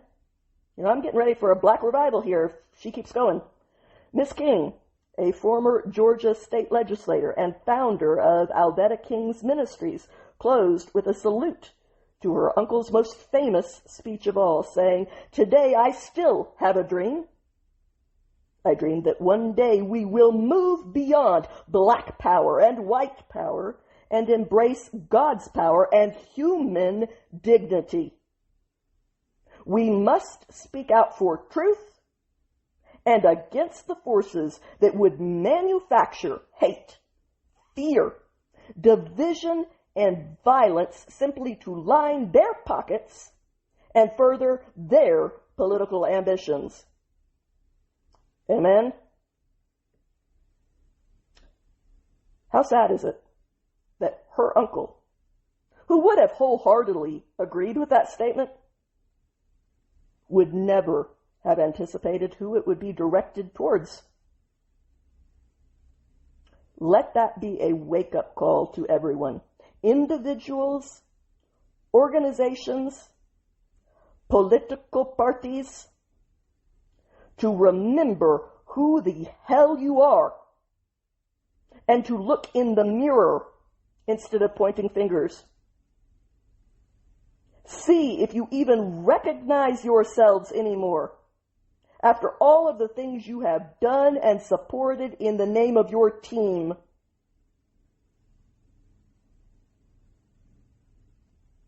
Seriously, step into your bathroom for a moment and look into the mirror. Are you even still you anymore after doing that again and again? Go home. Switching gears, back to the stories in the headlines this week. On Monday, a Navy sailor finally admitted that he had strangled and killed a fellow service member before hiding her body in a suitcase and dumping it in a wooded area near the naval station in Norfolk. But his guilty plea is renewing questions about why military officials failed to remove him from military service despite having multiple warning signs in the prior allegations of violence against women. Nevertheless, during a military court-martial, culinary specialist 3rd Class Jeremiah Copeland pled guilty to the unpremeditated murder of Petty Officer 3rd Class Angelina Resendez. She was a 21-year-old sailor who had been assigned to the guided missile destroyer USS James E. Williams. Copeland flat out told the military judge, "I killed CS-3 Resendez on May 29, 2025. I strangled her with my hands." End quote. Under the plea agreement that was accepted by the court, Copeland also pled guilty to aggravated assault by strangulation, as well as to indecent recording, obstruction of justice, and making a false official statement. He now faces a minimum sentence of 40 years and 2 months in prison, a dishonorable discharge, forfeiture of all pay and allowances, and mandatory registration as a sex offender. According to the court proceedings, Ms. Resendez entered Copeland's barracks on May 29, 2025. Copeland admitted that they had both been drinking alcohol when an argument began, after she saw something on his phone. He told the court that he responded to that argument by strangling her on the floor of the room before hiding her body in a suitcase in his closet. Investigators later determined that Copeland kept Ms. Resendez's body concealed there in his closet for several days before transporting it to a wooded area that was roughly 10 miles away from the base. Her decomposing remains were finally discovered on June 9, 2025, nearly 2 weeks after she disappeared. But as noted, even before Ms. Resendez's death, Copeland was already facing serious allegations that involved other women. Military prosecutors had previously accused Copeland of raping a fellow sailor in November of 24 and of sexually assaulting and attempting to strangle another service member only months before that. Court records also show that he was facing a separate rape allegation involving a civilian woman in Norfolk just days before Ms. Resendez disappeared. His violent sexual history reportedly stretches back even further than that. Even before he joined the Navy in 2023, a Washington state judge did issue a temporary sexual assault protection order against Copeland in order to protect an underage girl.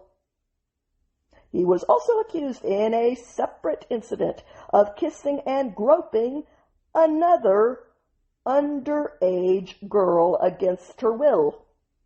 Yet the military accepted him into their midst after all of that. And when this behavior continued and even escalated among their ranks, they did not discharge him. And now, a young woman is dead.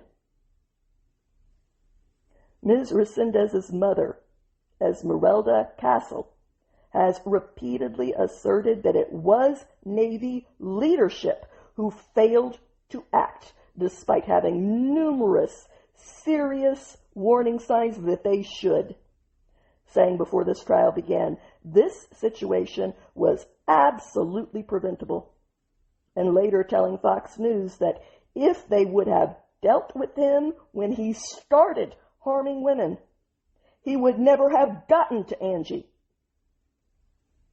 Ms. Castle has understandably become one of the most vocal critics of the Navy's response to her daughter's disappearance as well. As stated, Ms. Resendez was last seen on May 29, 2025.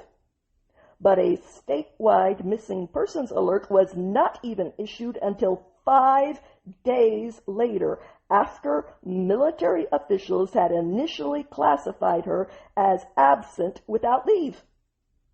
This delay sparked additional criticism from family members and drew comparisons to the case of Army Specialist Vanessa Gillian, whose murder prompted sweeping reforms throughout the military regarding sexual harassment and assault investigations.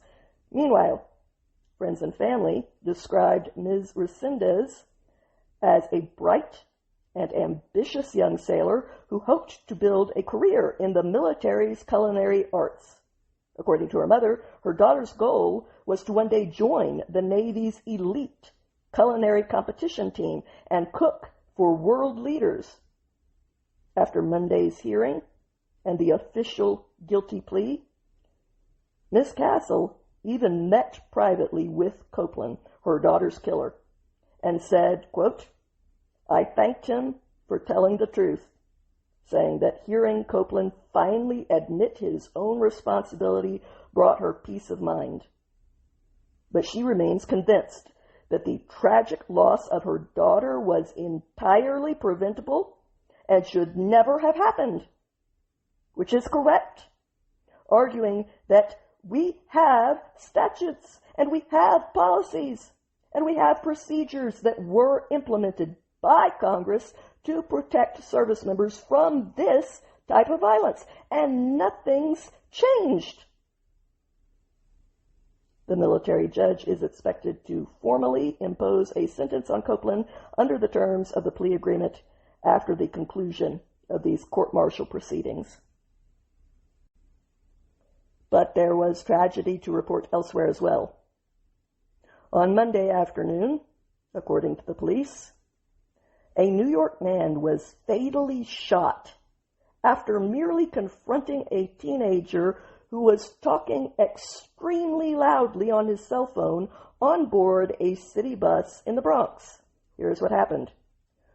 41-year-old Jonathan Pettigrew was riding a BX-36 bus in the middle of the afternoon when he finally confronted this inconsiderate, entitled teenager about the extreme volume of his phone conversation, to which the teenager responded by pulling out a handgun and shooting Mr. Pettigrew in the abdomen, according to the authorities. First responders rushed the innocent victim to Jacobi or Jacobi, I'm not sure how you pronounce it, Medical Center, where he later died. Mr. Pettigrew, a productive member of this society, unlike his killer, worked in catering and was the father of 7 young children. In fact, he was apparently on his way to pick up his youngest daughter from school when he was shot, according to the information that 2 of his aunts gave the New York Times. His aunt, Sandra Ferguson, said, "This is his routine. He drops her off at school, he goes to work, he gets off work, he picks her up. I just can't believe this." His other aunt, Sabrina Vereen, added, "He took real good care of that little girl." Police say that the suspect fled the scene and remains at large, but an employee at the nearby family-owned Mexican deli told Gothamist that their surveillance video appeared to show the gunman fleeing south on White Plains Road. Meanwhile, Mr. Pettigrew's older brother, Avery Pettigrew, told Gothamist, "Right now, it's just hard for me to believe what's going on because I'm really in a state of shock." He also said that he got this anxiety where he, like me, we can't be around a lot of noise. I guess the person that was on the phone was being very disrespectful and loud, and it was bothering him. But the fact that there were additional circumstances at play here that were the reasons for his entirely benign request may make the situation even worse, but they are not necessary for his reasonable request to be legitimate on its own merit, I would point out. Even if someone does not have anxiety, when you are out in public among other people, by definition, you are not the only person on this planet. And other people who are human beings should not have to suffer because you think otherwise. Everyone has rights, not just you. So if you are blaring your music on your phone and forcing everyone else to listen to it too, instead of just putting in earbuds like a considerate human being, or you are ranting and raving in public like a child, or you are yelling into your phone and subjecting every person around you to your lack of self-control, it is entirely legitimate for the other people that are suffering from your self-centered behavior to ask you to stop it and consider that you are not the only human being experiencing the world that we all have to share. Asking you to treat others the way that you want to be treated. Do you want to be forced to listen to my music? Or my podcast? Because I'm betting you aren't going to like either one. We have got to quit raising people to be so entitled that they actually think that everyone else on this planet is subhuman with no value, and they are the only actual human being on earth. And the only one who even counts at all for anything. Believing this to the point that they take someone else's life away over a simple request that they stop inconsiderately bullying everyone else around them. And that's what this behavior is. I don't know who raised this young man, but whoever it was, you could not have done a worse job if you were trying to. And because of your failure to love him enough to parent him into being a decent, considerate human being, 7 children have just been orphaned over nothing, and your kid is going to jail for murder, maybe for the rest of his life. Congratulations! You know, no one forced you to be a parent. You clearly did not want to do the job, so why did you create the job? That very question could likewise be asked of many of our elected leaders. On Tuesday, the House passed the Secure America Act by a razor-thin margin in a 214 to 212 vote that delivered a whopping $70 billion immigration enforcement package, including $38 billion for ICE and $26 billion for Customs and Border Protection, thanks to those 2 votes. Not one Democrat voted in favor of enforcing our existing border laws that were also passed by Congress. But it is now officially passed without them. Republicans wasted 0 time going for the jugular either. The RNC chairman, Joe Grutters, blasted the left side of the House with the accusation House Democrats' main constituency is illegal immigrants and criminals. Democrats have now voted dozens of times against funding ICE, Border Patrol, and DHS, repeatedly siding with open borders over law and order. The chairman of the House's Budget Committee, Jody Arrington of Texas, was equally fuming, pointing out, for 76 days, Democrats held the Department of Homeland Security hostage. They walked away from the appropriations process, shut down Homeland Security operations, and used the safety of the American people as political leverage. Even today, every single House Democrat voted to defund ICE and Border Patrol. So Republicans publicly noted that this vote marked the 37th time that Senate and House Democrats have voted against border security measures, a stat that they are clearly planning to repeat for the record often as we head into the midterms. And there's nothing wrong with that. People should know exactly what they are voting for, and the record is the hard evidence on that. That way, the people actually can vote for what they actually want. And the polls show that virtually no one out there wants the chaos of open borders. There is a lot of variation on how much of a crackdown people want, but everyone wants a crackdown by the numbers. The spokesman for the National Republican Congressional Committee, Mike Marinella, did not tiptoe around the blatant record on border issues or bother with diplomatic language about it either, saying openly, House Democrats just told every cop, every border agent, and every American family to drop dead. Their soft on crime, open border agenda has already devastated communities across the country, and they just proved they still haven't learned a thing.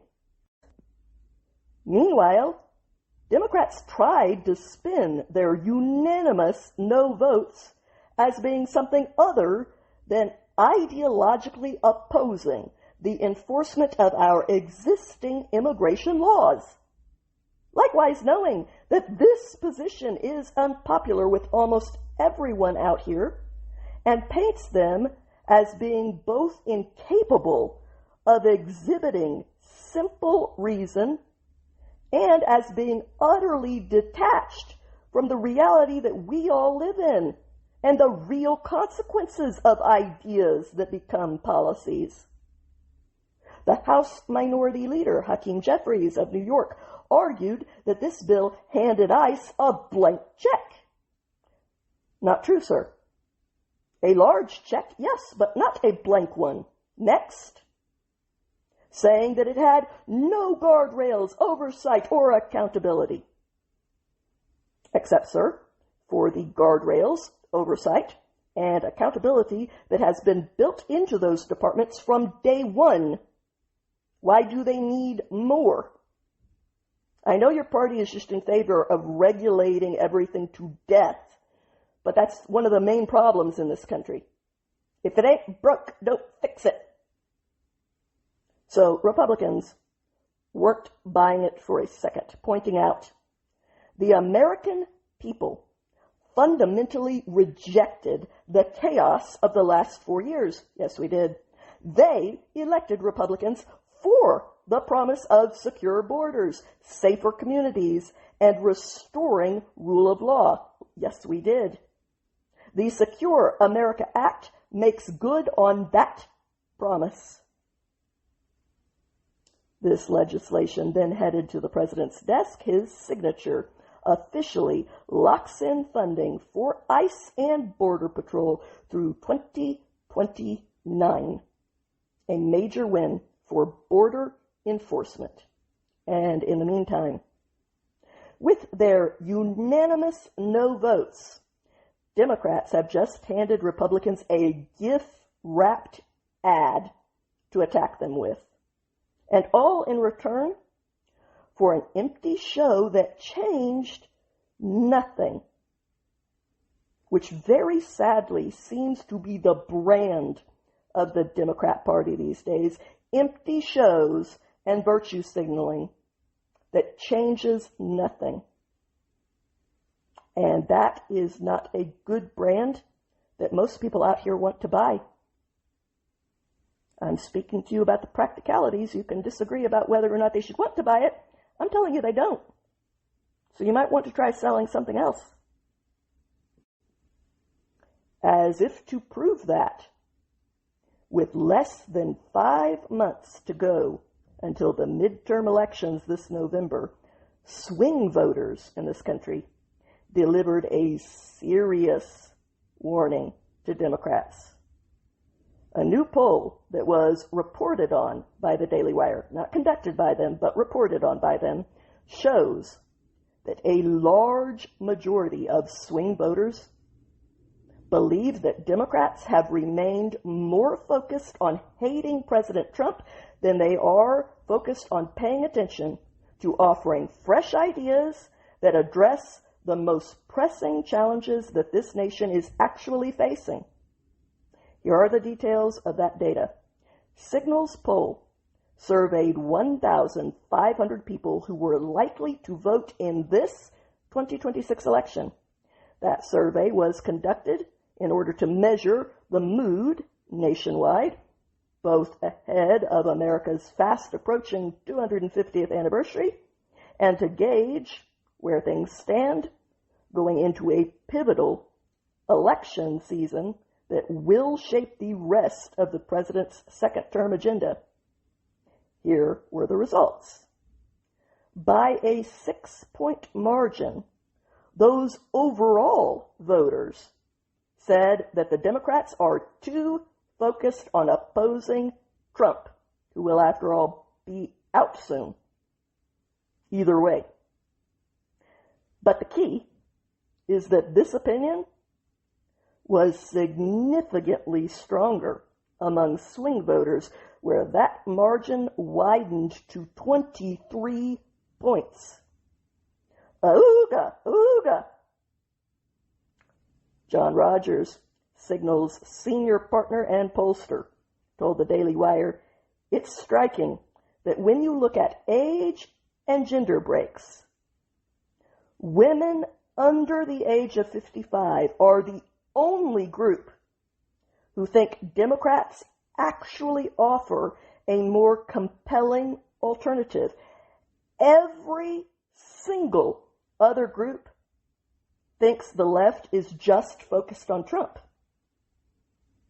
These partisan divisions have now extended to national pride as well, ahead of our country's 250th birthday. Go America! Just 58%, between 1/2 and 2/3 of the respondents, said that they feel extremely or very proud to be American, including only 28% of the voters under 30, less than 1/3. Meanwhile, 30% of Democrats polled, almost 1 out of 3, went even further and said that they are not at all proud of our nation. The poll's analysis stated this youth pride collapse is broader than the midterm and worth flagging as a standalone trend. It cuts across the usual partisan framing and will outlast this cycle. Especially in key Senate races, the choice will come down to who is on the ballot, and Republicans will have plenty of money and time to draw sharp contrasts. And I would just add that's what the focus needs to be on. As for other revelations inside this poll, swing voters declared that they trust Republicans more than Democrats on immigration by a margin of 53% to just 23%, more than double. They also trust Republicans more than Democrats on crime by a margin of 47% to 22%, more than double again. And they trust Republicans more than Democrats on government spending by a margin of 39% to 23%, which is almost double, only 7% away from it. In addition to these swing voters, independents also leaned Republican on all 3 of these issues, according to the pollsters' analysis of the data. Nevertheless, Republicans are facing national headwinds fueled by very high gas prices and rising inflation, which voters did rank as their top priorities according to the Signal poll. This would be a clinch election season for Democrats based on that alone, if not for the other issues, which, when combined, mean that Democrats are, at least in real danger, in an election that as the out-of-power party, they should be dominating, yet they're in danger. That should tell you something about your platform. Regardless of what ends up happening. Looking to November, the survey indicates that the generic congressional ballot still slightly favors Democrats, as expected, with 49% of voters saying that they plan to vote Democrat in November versus 44% who say that they will vote Republican. And that is way too close for comfort in an election where, like I said, historically speaking, as the party that is out of power, they should be entirely dominating Republicans by large margins. If you dig deeper into the data, the gender divide is exposed. Men favor Republicans by 9 percentage points, while women back Democrats by 17 points, resulting in a massive 26-point gender gap, with women being the more partisan of the two and the main driving force behind the divide by nearly twice as much. So, on Capitol Hill, Republican senators are focused on getting the gas prices down. Whether they will be able to or not remains to be seen. But that is the focus in an attempt to rob the Democrats of their one major advantage. To that end, they attended a closed-door polling presentation on Tuesday about the nation's political climate. But there were warning signs from society in other forms, too. More than 50 kids and teenagers are now facing criminal charges after the massive brawl that took place on opening day at Hershey Park, a new amusement park in Pennsylvania. Those brawls sent terrified families scrambling for cover that horrifying day, and on Monday, the Derry Township Police Department announced that 55 people between the ages of 12 and 19 had been identified and charged in connection with the chaos that they unleashed back on April 3rd. That group included 3 adults who were over the age of 18 and dozens of minors who now stand accused of offenses that range from disorderly conduct and simple assault to aggravated assault, rioting, criminal conspiracy, and theft. According to witnesses, multiple fights erupted that day throughout that amusement park, with innocent families trying to shield their children from the dangers of the violence that was being unleashed and being forced to take cover under tables in the food court, as dozens of teens started throwing punches. Video was, of course, captured and posted online. It showed another brawl breaking out near the Sky Rush roller coaster, a fight that was so out of control that staffers were actually forced to shut down the ride for safety. Police said that the disturbance began that evening near the Trailblazer roller coaster, where 2 groups were involved in a verbal altercation. Then that confrontation escalated into a physical melee. Police officers were dispatched to assist park security in separating the brawling gangs. But the chaos didn't end there. Authorities said that these thugs, ruining things for everyone, moved on to the food court later, where another fight broke out. Witnesses estimated that between 50 and 60 teenagers were involved. At that point, some of the main offenders were escorted out of the park through a side gate. But police said that they later came back to the main entrance, where they started the 3rd fight in approximately 1 hour. It has taken around 3 months for police to review all of the extensive video evidence that investigators gathered from the witnesses, plus security footage and social media posts. The 3 adults that were charged were 19-year-old Omar Abraham, 18-year-old Jerome Ross III, and 18-year-old Quinek Williams.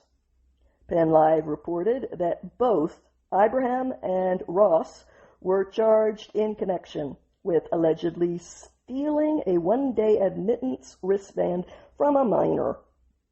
Nice. Williams, on the other hand, was charged with 1 felony and 4 misdemeanors. Preliminary hearings for these 3 adult defendants are scheduled for July 7th.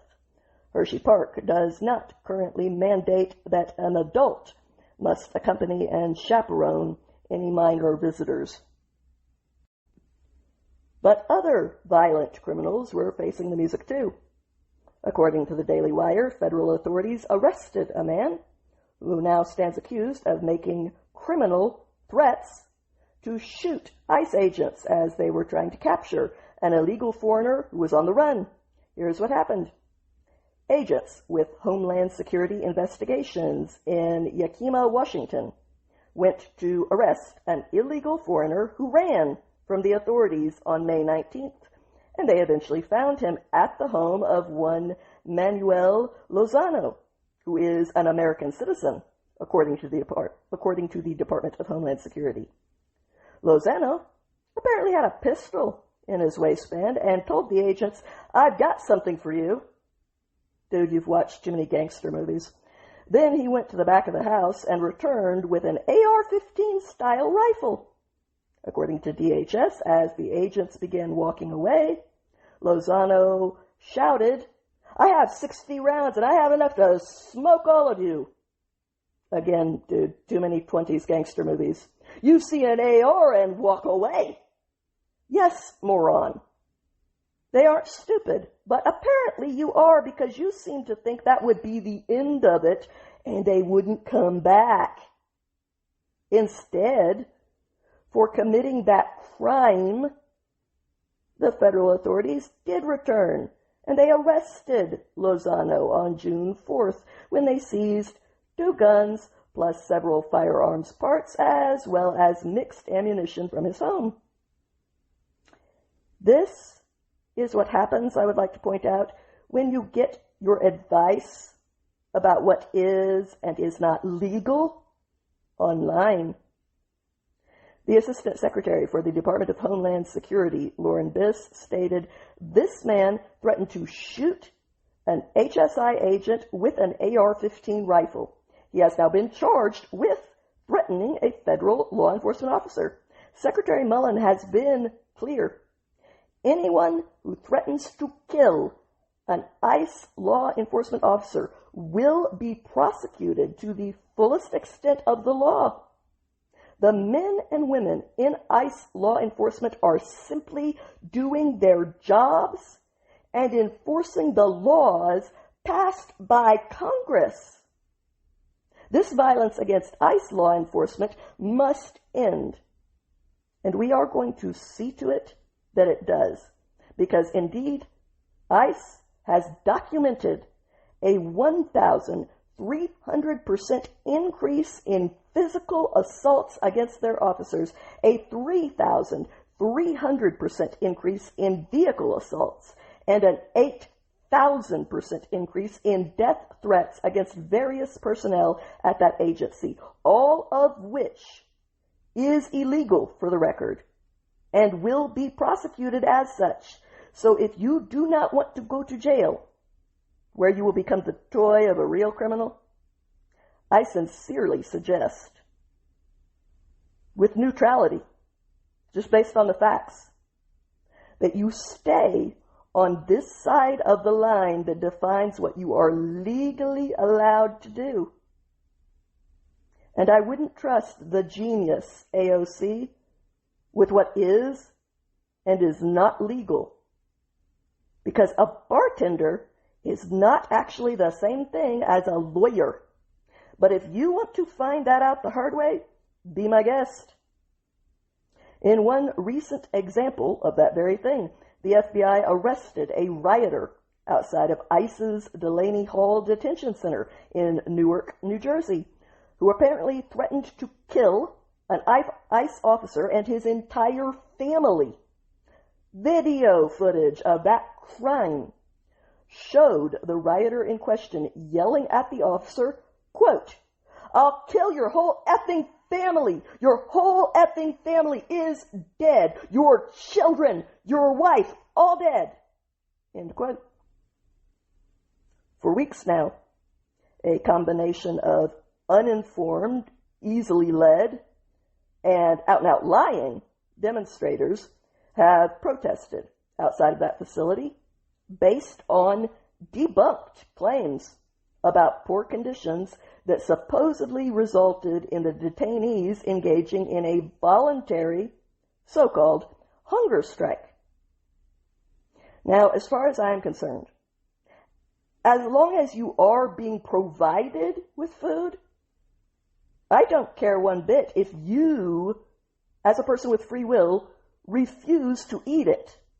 Not even a little bit. Now, if you are being deprived of food and starved, that I do care about. I'll be on your side. But you are a grown-ass adult, and I am not going to hold you down and make you eat. So you can eat when you get hungry, or not.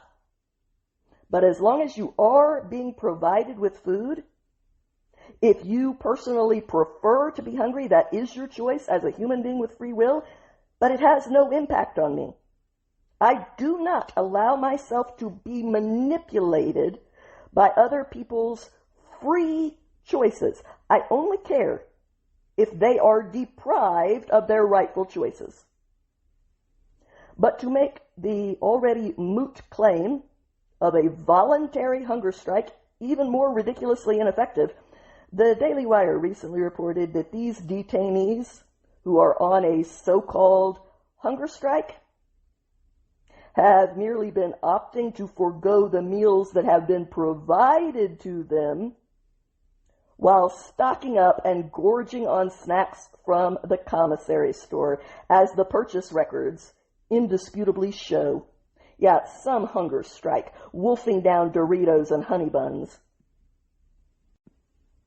In the meantime, the justice system was having a pretty busy time, and they kept grinding it out. Last week, an 18-year-old Wisconsin man was sentenced to life in prison for his brutal murder of a 5-year-old little boy in Milwaukee. Eric Mendoza was already a cold-blooded killer at only 15 years old, which was when he viciously murdered little Prince McCree. I would point out, this is exactly what a life sentence is for, to protect innocent society from someone that was this big of a monster from day one, because you are not going to rehabilitate that. His co-conspirator, David Petura, actually lived in the home with little Prince McCree and his mother, who reported her little boy missing in October of 2023 after he went downstairs to play video games and vanished. That was sadly when police found the body of the 5-year-old victim in a dumpster about a mile away from his home. According to court documents, Mendoza confessed to choking little Prince McCree and then to repeatedly beating him with a golf club. This case was so shocking that it actually changed Wisconsin law and led to the Prince Act, which now expands the Amber Alert systems to include missing children who did not meet the current criteria. According to Amber Alert Wisconsin, the child in question must be under 17 years old, in danger of serious bodily harm or death, and the agency that is initiating the alert must have enough descriptive information about both the child, the suspect, and or the suspect's vehicle to believe that an immediate broadcast would help them locate the endangered child. In this case, the Milwaukee Police Department did request an Amber Alert for Prince McCree, but their request was denied because his case did not fit that criteria. The Prince Act, originally known as Senate Bill 981, and now that it has been passed, it is officially called 2023 Wisconsin Act 272, was signed into law by Governor Tony Evers It actually expanded the senior citizens silver alert to include certain children. Now, an alert could be issued if the person is under the age of 18, their location is unknown, they do not otherwise qualify for another alert, and they are unable to return home without help because of a physical or mental condition, disability, or age, which is basically what the silver alert system is for. Primarily seniors with dementia who are not in danger from having been kidnapped or anything, but they are needing to be found under extenuating circumstances like their health or their mental state. The expansion of this act hopes to help ensure that authorities in future missing child cases have expanded resources to issue quicker and more robust alert notices to the public, hopefully ensuring kids are able to be quickly located and returned home safely in the future. But in this case, after these two young men murdered a little boy who wasn't much older than a toddler, Mendoza and Patura disposed of his small body in a dumpster, and according to court documents, surveillance of the area showed them in an alley with a white garbage bag on the same day that little Prince McCree disappeared. And as stated, they've pled guilty. The prosecutors were quick to point out that Patura misdirected their investigators, initially telling them that he and Mendoza went for a walk and were not there when the little boy disappeared, but GPS data from their own cell phones debunked his false claim. Eventually, Patura led police to where they had stashed little Prince McCree's lifeless body. Then, in 2024, Patura pled guilty to first-degree intentional premeditated homicide, and he was sentenced to life in prison for it. Good riddance to you. Earlier this year, Mendoza also finally pled guilty to first-degree intentional homicide, as well as to hiding a corpse and 3 other second-degree counts related to reckless endangerment. Mendoza will not be eligible to even request parole for the next 50 years. By then, he will be 68 years old and have, based on the average lifespan, 12 years left in his life. Be warned. We're done with this stuff. We really are. During the hearing that took place last Friday, the child victim's parents, Darren McCree and Jordan Barger, gave very emotional victim impact statements. The father of this brutalized and murdered 5-year-old child said, "What I want to say is, I wish this guy would die and burn, no mercy. I wish I could do it with my hands. When he killed my baby, he killed me." Little Prince's mother added her own thoughts in a press release as well, saying, "What happened to Prince shouldn't happen to any child. The current alert system failed him and failed our family.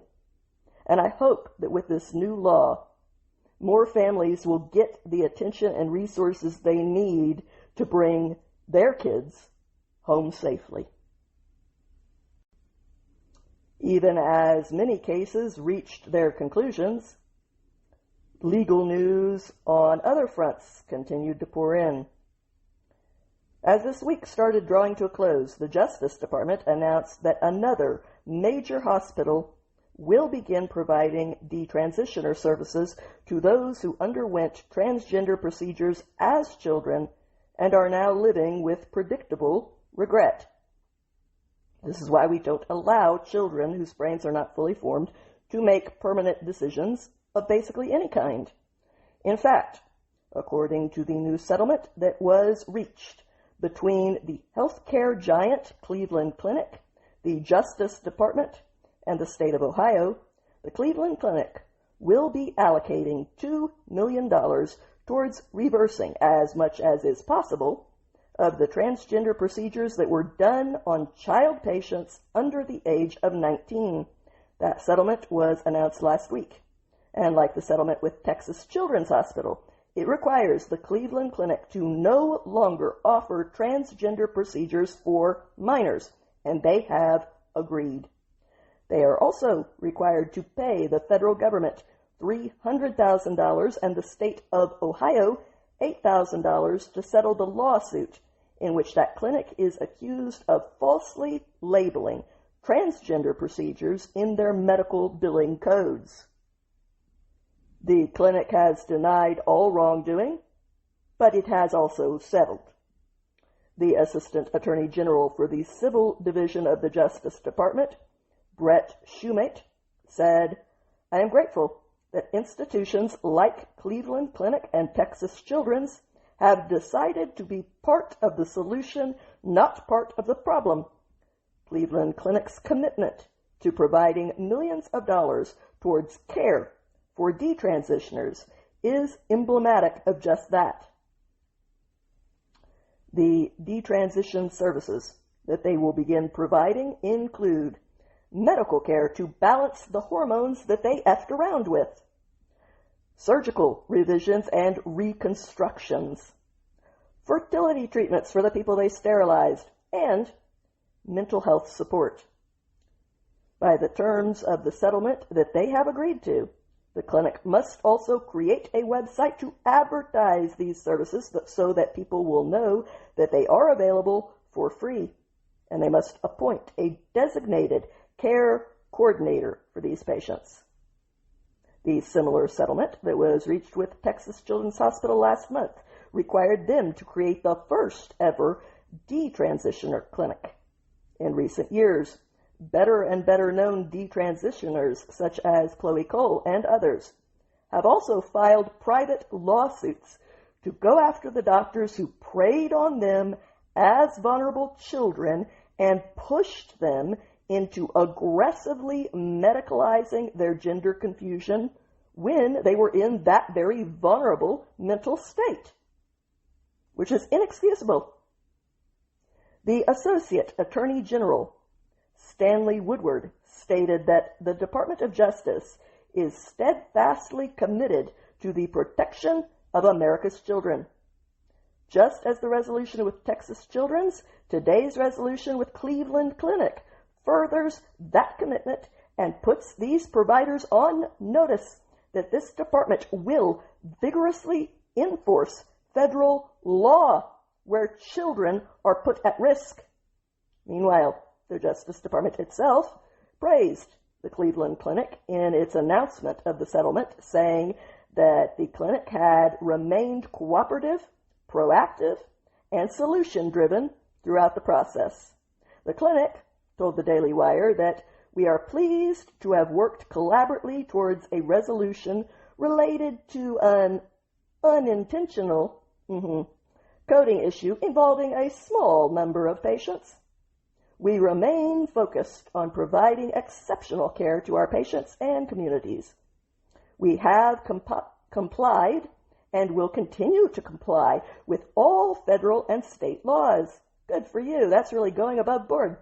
The ACLU of Ohio said that it was deeply saddened by that agreement to help detransitioners instead of leave them out in the cold as though they count for nothing, and to stop transitioning children, even though trans procedures on children have been banned in Ohio ever since August of 2024, after a ruling from a judge finally allowed its already existing prohibition to go into effect. So yes, ACLU, it is so sad when laws are enforced instead of being empty words on a piece of paper that mean nothing. It is also so sad when the will of the people, the ones who elected the lawmakers, prevails against paid interest groups like you, and then children aren't mutilated before their brains have developed enough to fully grasp the long-term consequences, meaning their frontal lobe is still mushy. To say that you people are bizarre in the way that you view the world is the largest understatement in history. I mean, you actually want detransitioners to be denied the help they need. You don't like them, so you don't want them to get health care? Yeah, that's real inclusive. They're inconvenient to your ideological beliefs, to the ideas that you made up in your empty little heads. And so you want to exclude them from being cared for because they're not transitioners, they're detransitioners, which somehow makes them bad people. Yeah, that's so surprising that that is not the way that the people out here in the real world see it. Speaking of which, on Thursday, the First Lady, Melania Trump, and the Treasury Secretary, Scott Bessent, announced that the children in our foster care system will now be included as being eligible for Trump accounts by closing a previous gap in order to ensure that these disadvantaged children can participate in the investment program that gives our kids a piece of the American pie from day one, even when there is no parent or guardian available to open an account for them.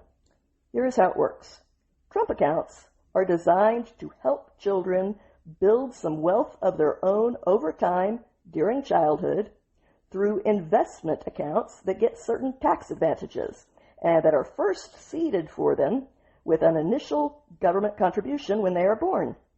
The accounts grow as the kids do, and when they enter the world, they do not do so empty-handed anymore.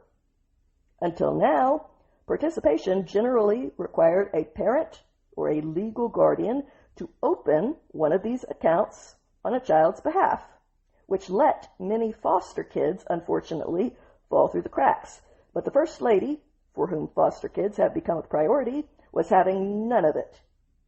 Her new initiative, called Fostering the Future Accounts, allows the states and tribal governments that serve as the legal guardians of these kids to also open Trump accounts for any eligible children in foster care.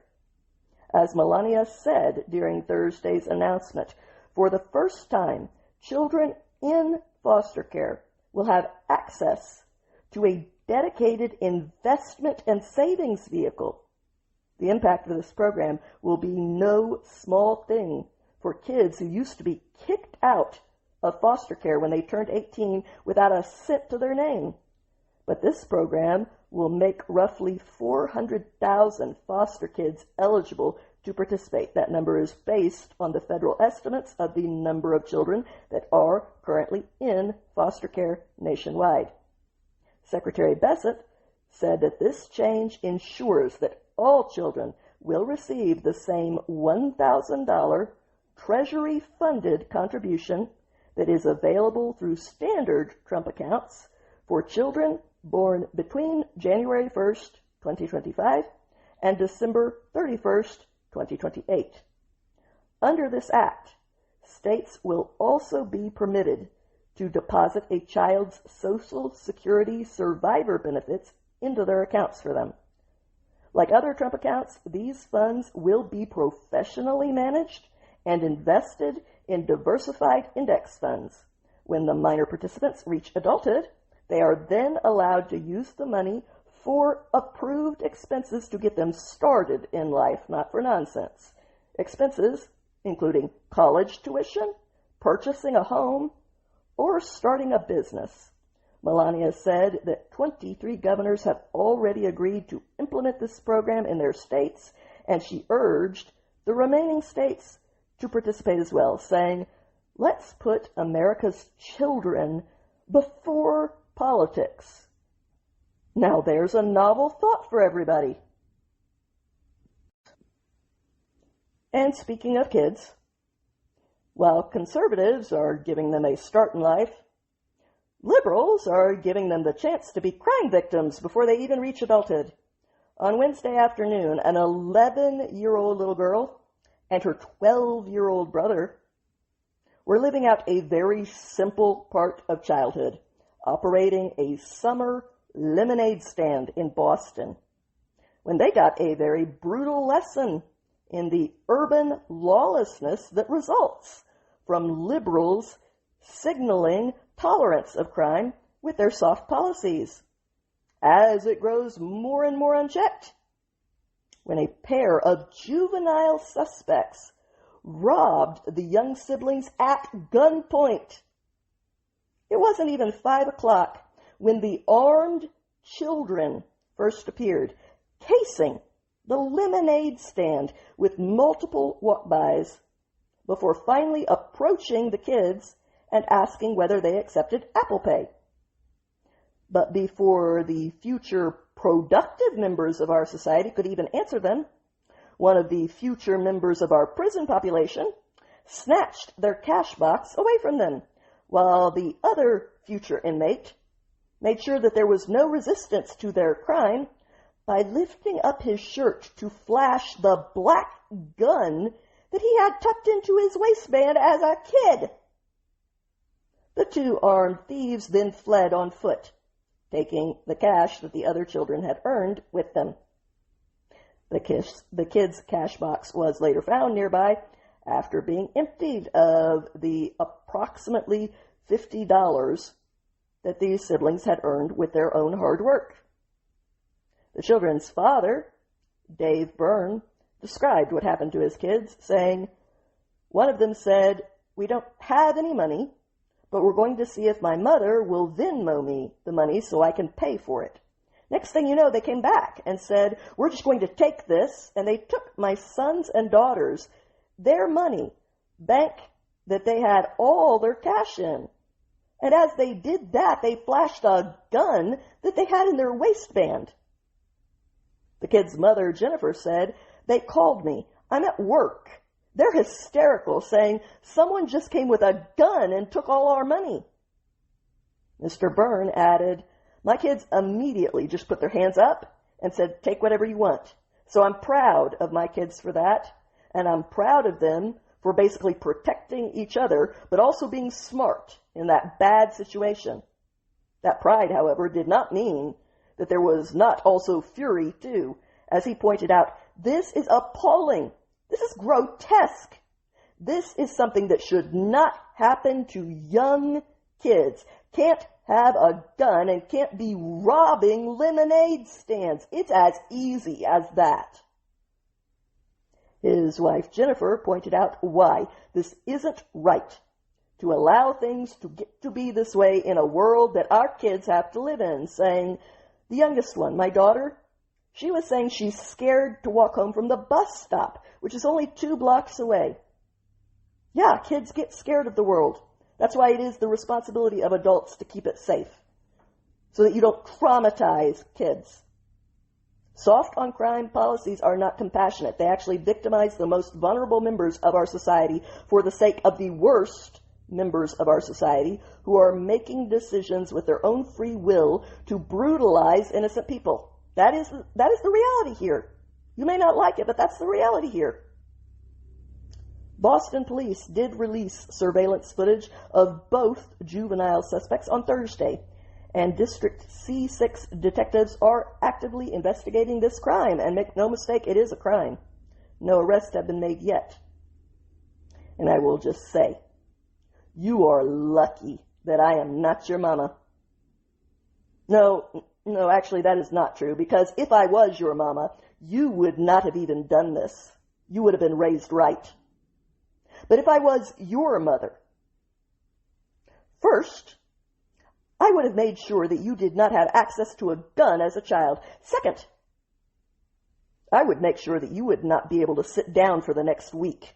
And then I would call the cops on you myself, because learning now is the only hope of keeping you from facing even more serious consequences later on due to escalating behavior, which is what happens when you do not address it with the equal seriousness that armed robbery merits.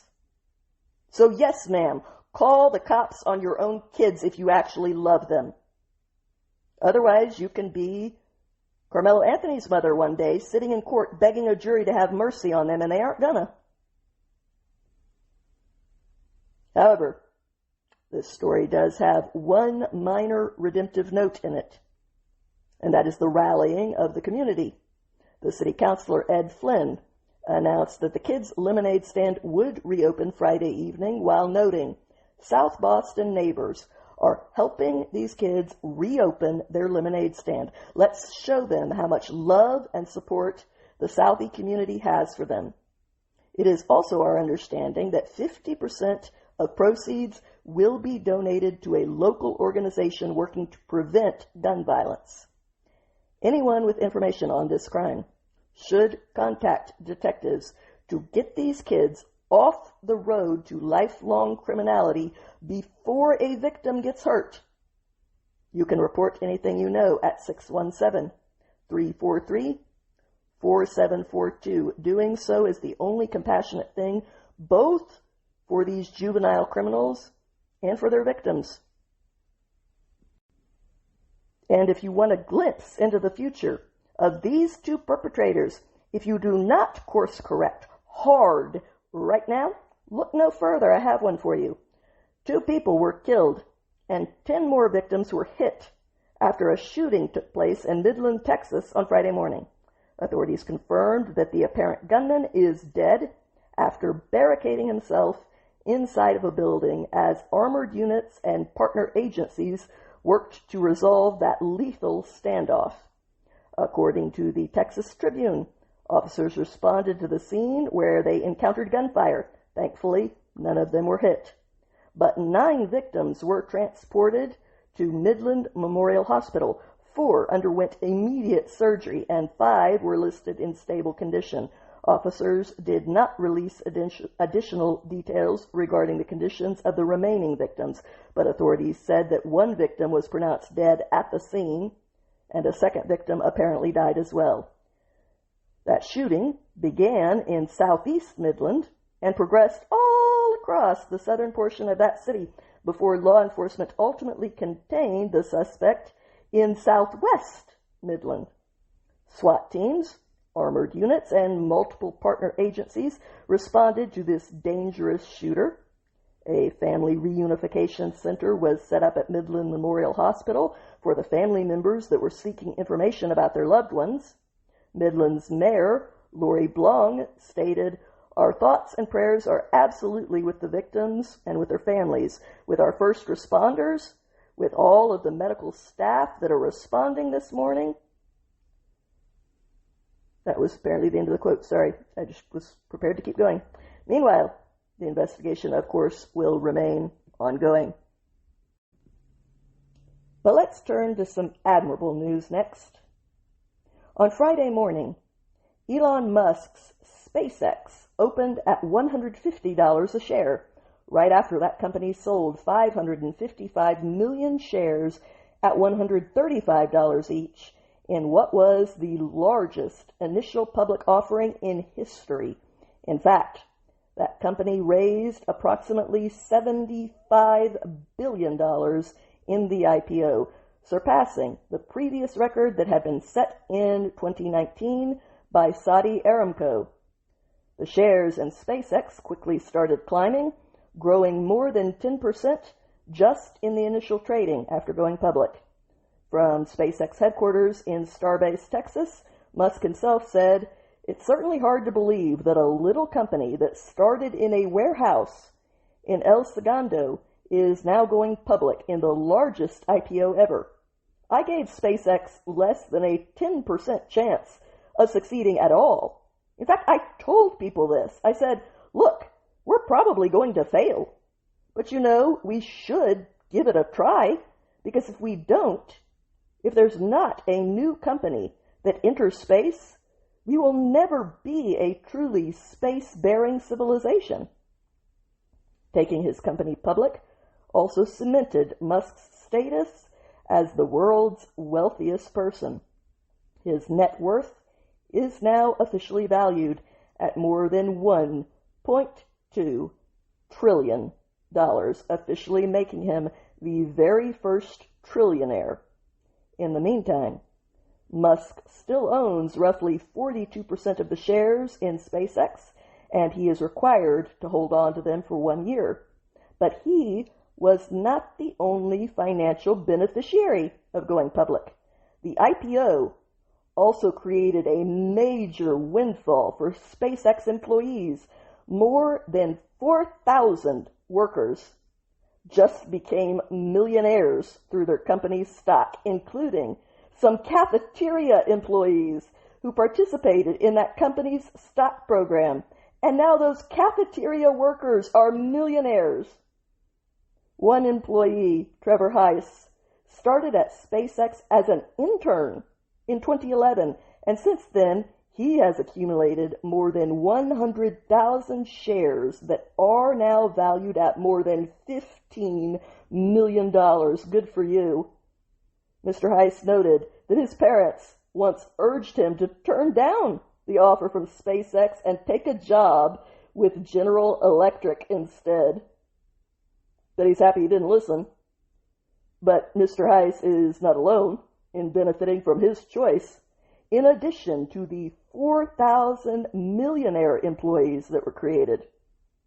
Thanks to Musk, more than 100 SpaceX employees are now billionaires. Each reportedly have combined assets that are valued at between $1 billion and $5 billion, depending on the individual. Now, see, this is why the rich are not the enemy. The rich generate wealth for others, for the people that they employ. The problem is not the rich. The problem is the envious who drive them away and thereby cause their fellow men to lose out on the wealth that they would have received had the rich person stayed in their proximity to generate wealth for all. Just consider the single billionaire who recently left Britain for the UAE. I forget his name, but he's the co-founder of Revolut. Nick Storanovsky, I believe. Based off of the amount of taxes that he generated for Britain every year, £3 billion in capital gains tax. That one person paid that amount into Britain, meaning that driving him away, which they've just done, is going to require 430,000 new average taxpayers, not lower taxpayers, average taxpayers at £7,000 each, which is the average tax payment, in order to make up for that one person. He alone paid as much as an entire mid-sized city in the UK does towards everyone's benefits. Raising the taxes to punish him for being rich and successful and driving him away actually just cost millions of people higher tax loads or plummeting benefits, probably both. Well done. Like I said, the problem is the envious people, not the rich ones, who at least generate wealth for others, which is more than I can say for the envious. And I would also like to point out that the top 1% of the rich alone, the top 1%, pay more in the taxes that fund the whole system than the bottom 75% combined. So unless you want to be left holding the bill for that 75%, you need to tell the next envious person that you hear mouthing off about the rich to shut the bleep up and start contributing for a change instead of trying to impoverish us all. Let me put it this way. If you allow those handful of jealous, envious little brats to drive off the top 1% of the rich, and as rich people, they can use their money to go elsewhere, like this guy went to the UAE, they don't have to drive all the rich people away. If they drive off just the top 1%, the part that pays as much as the bottom 75% combined, that means if you're in the bottom 75%, your taxes just doubled from losing 1%. That's what these envious people are about to cost you. That, or all your benefits get cut in half. Your food stamps, half. Your health care, half. Your Social Security, half. Your police force, half. Your firefighters, half. Your healthcare, half. Your road repairs, half. Your border security keeping terrorists out, half. The military, half. Which means the world becomes a more dangerous place. Are you getting the picture? Half. And then guess what? Your tax bill still doesn't stay the same, because all of the teachers, because your education just went in half too, all of the teachers, the hospital workers, the firefighters who used to be employed, they're now on unemployment. So you get half the benefits, the world becomes dangerous, and you're still going to pay more in taxes. And no doubt, at that point, these dumb people will say, well, then we'll just tax the rich people that remain. And they'll leave too. And then you're going to be looking back on the days when you're paying double your taxes or half the benefits with longing.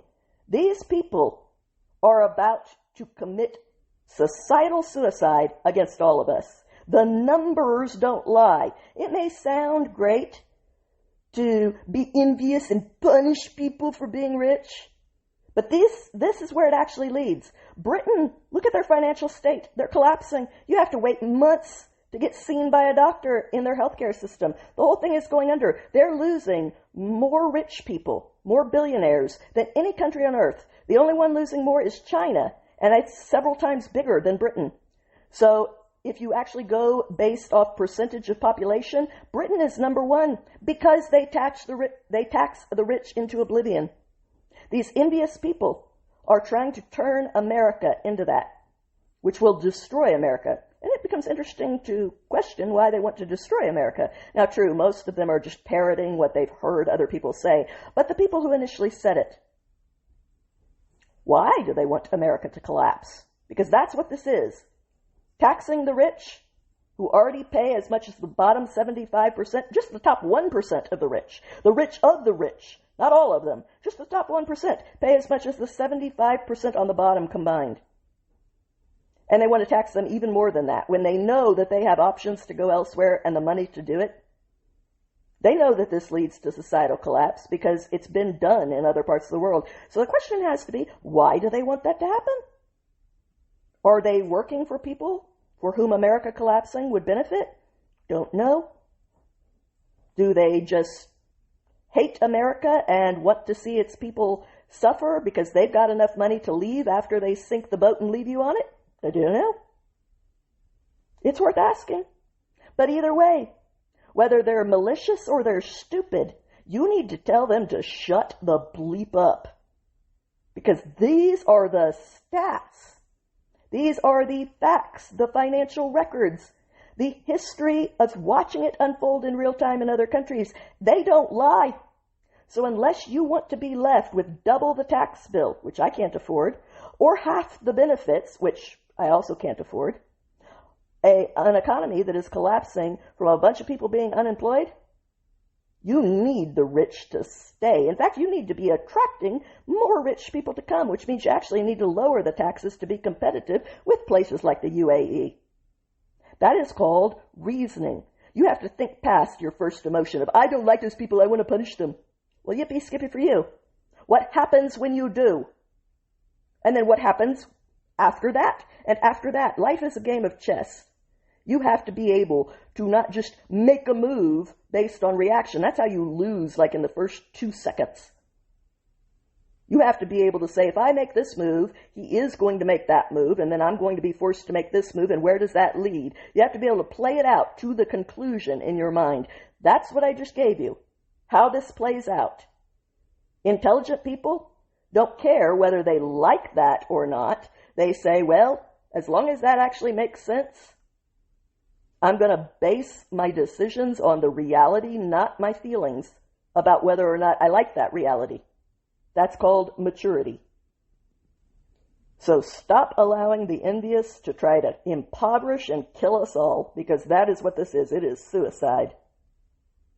Meanwhile, Musk and the president and chief operating officer of SpaceX, Gwynne Shotwell, marked their company's public debut by ringing NASDAQ's opening bell, with Musk appearing from Texas and Miss Shotwell appearing in person in New York City.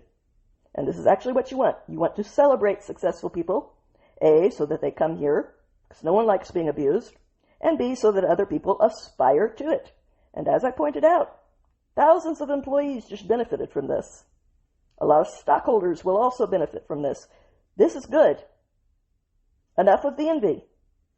Get some aspiration instead of envy.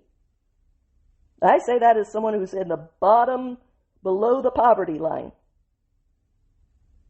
Ms. Shotwell also said that the company could pursue major deals following their record-breaking IPO, while also hinting at future overlap between SpaceX and the other wealth-generating companies that Musk has given this world, saying, "There's no question that there are synergies between Tesla and SpaceX in our futures.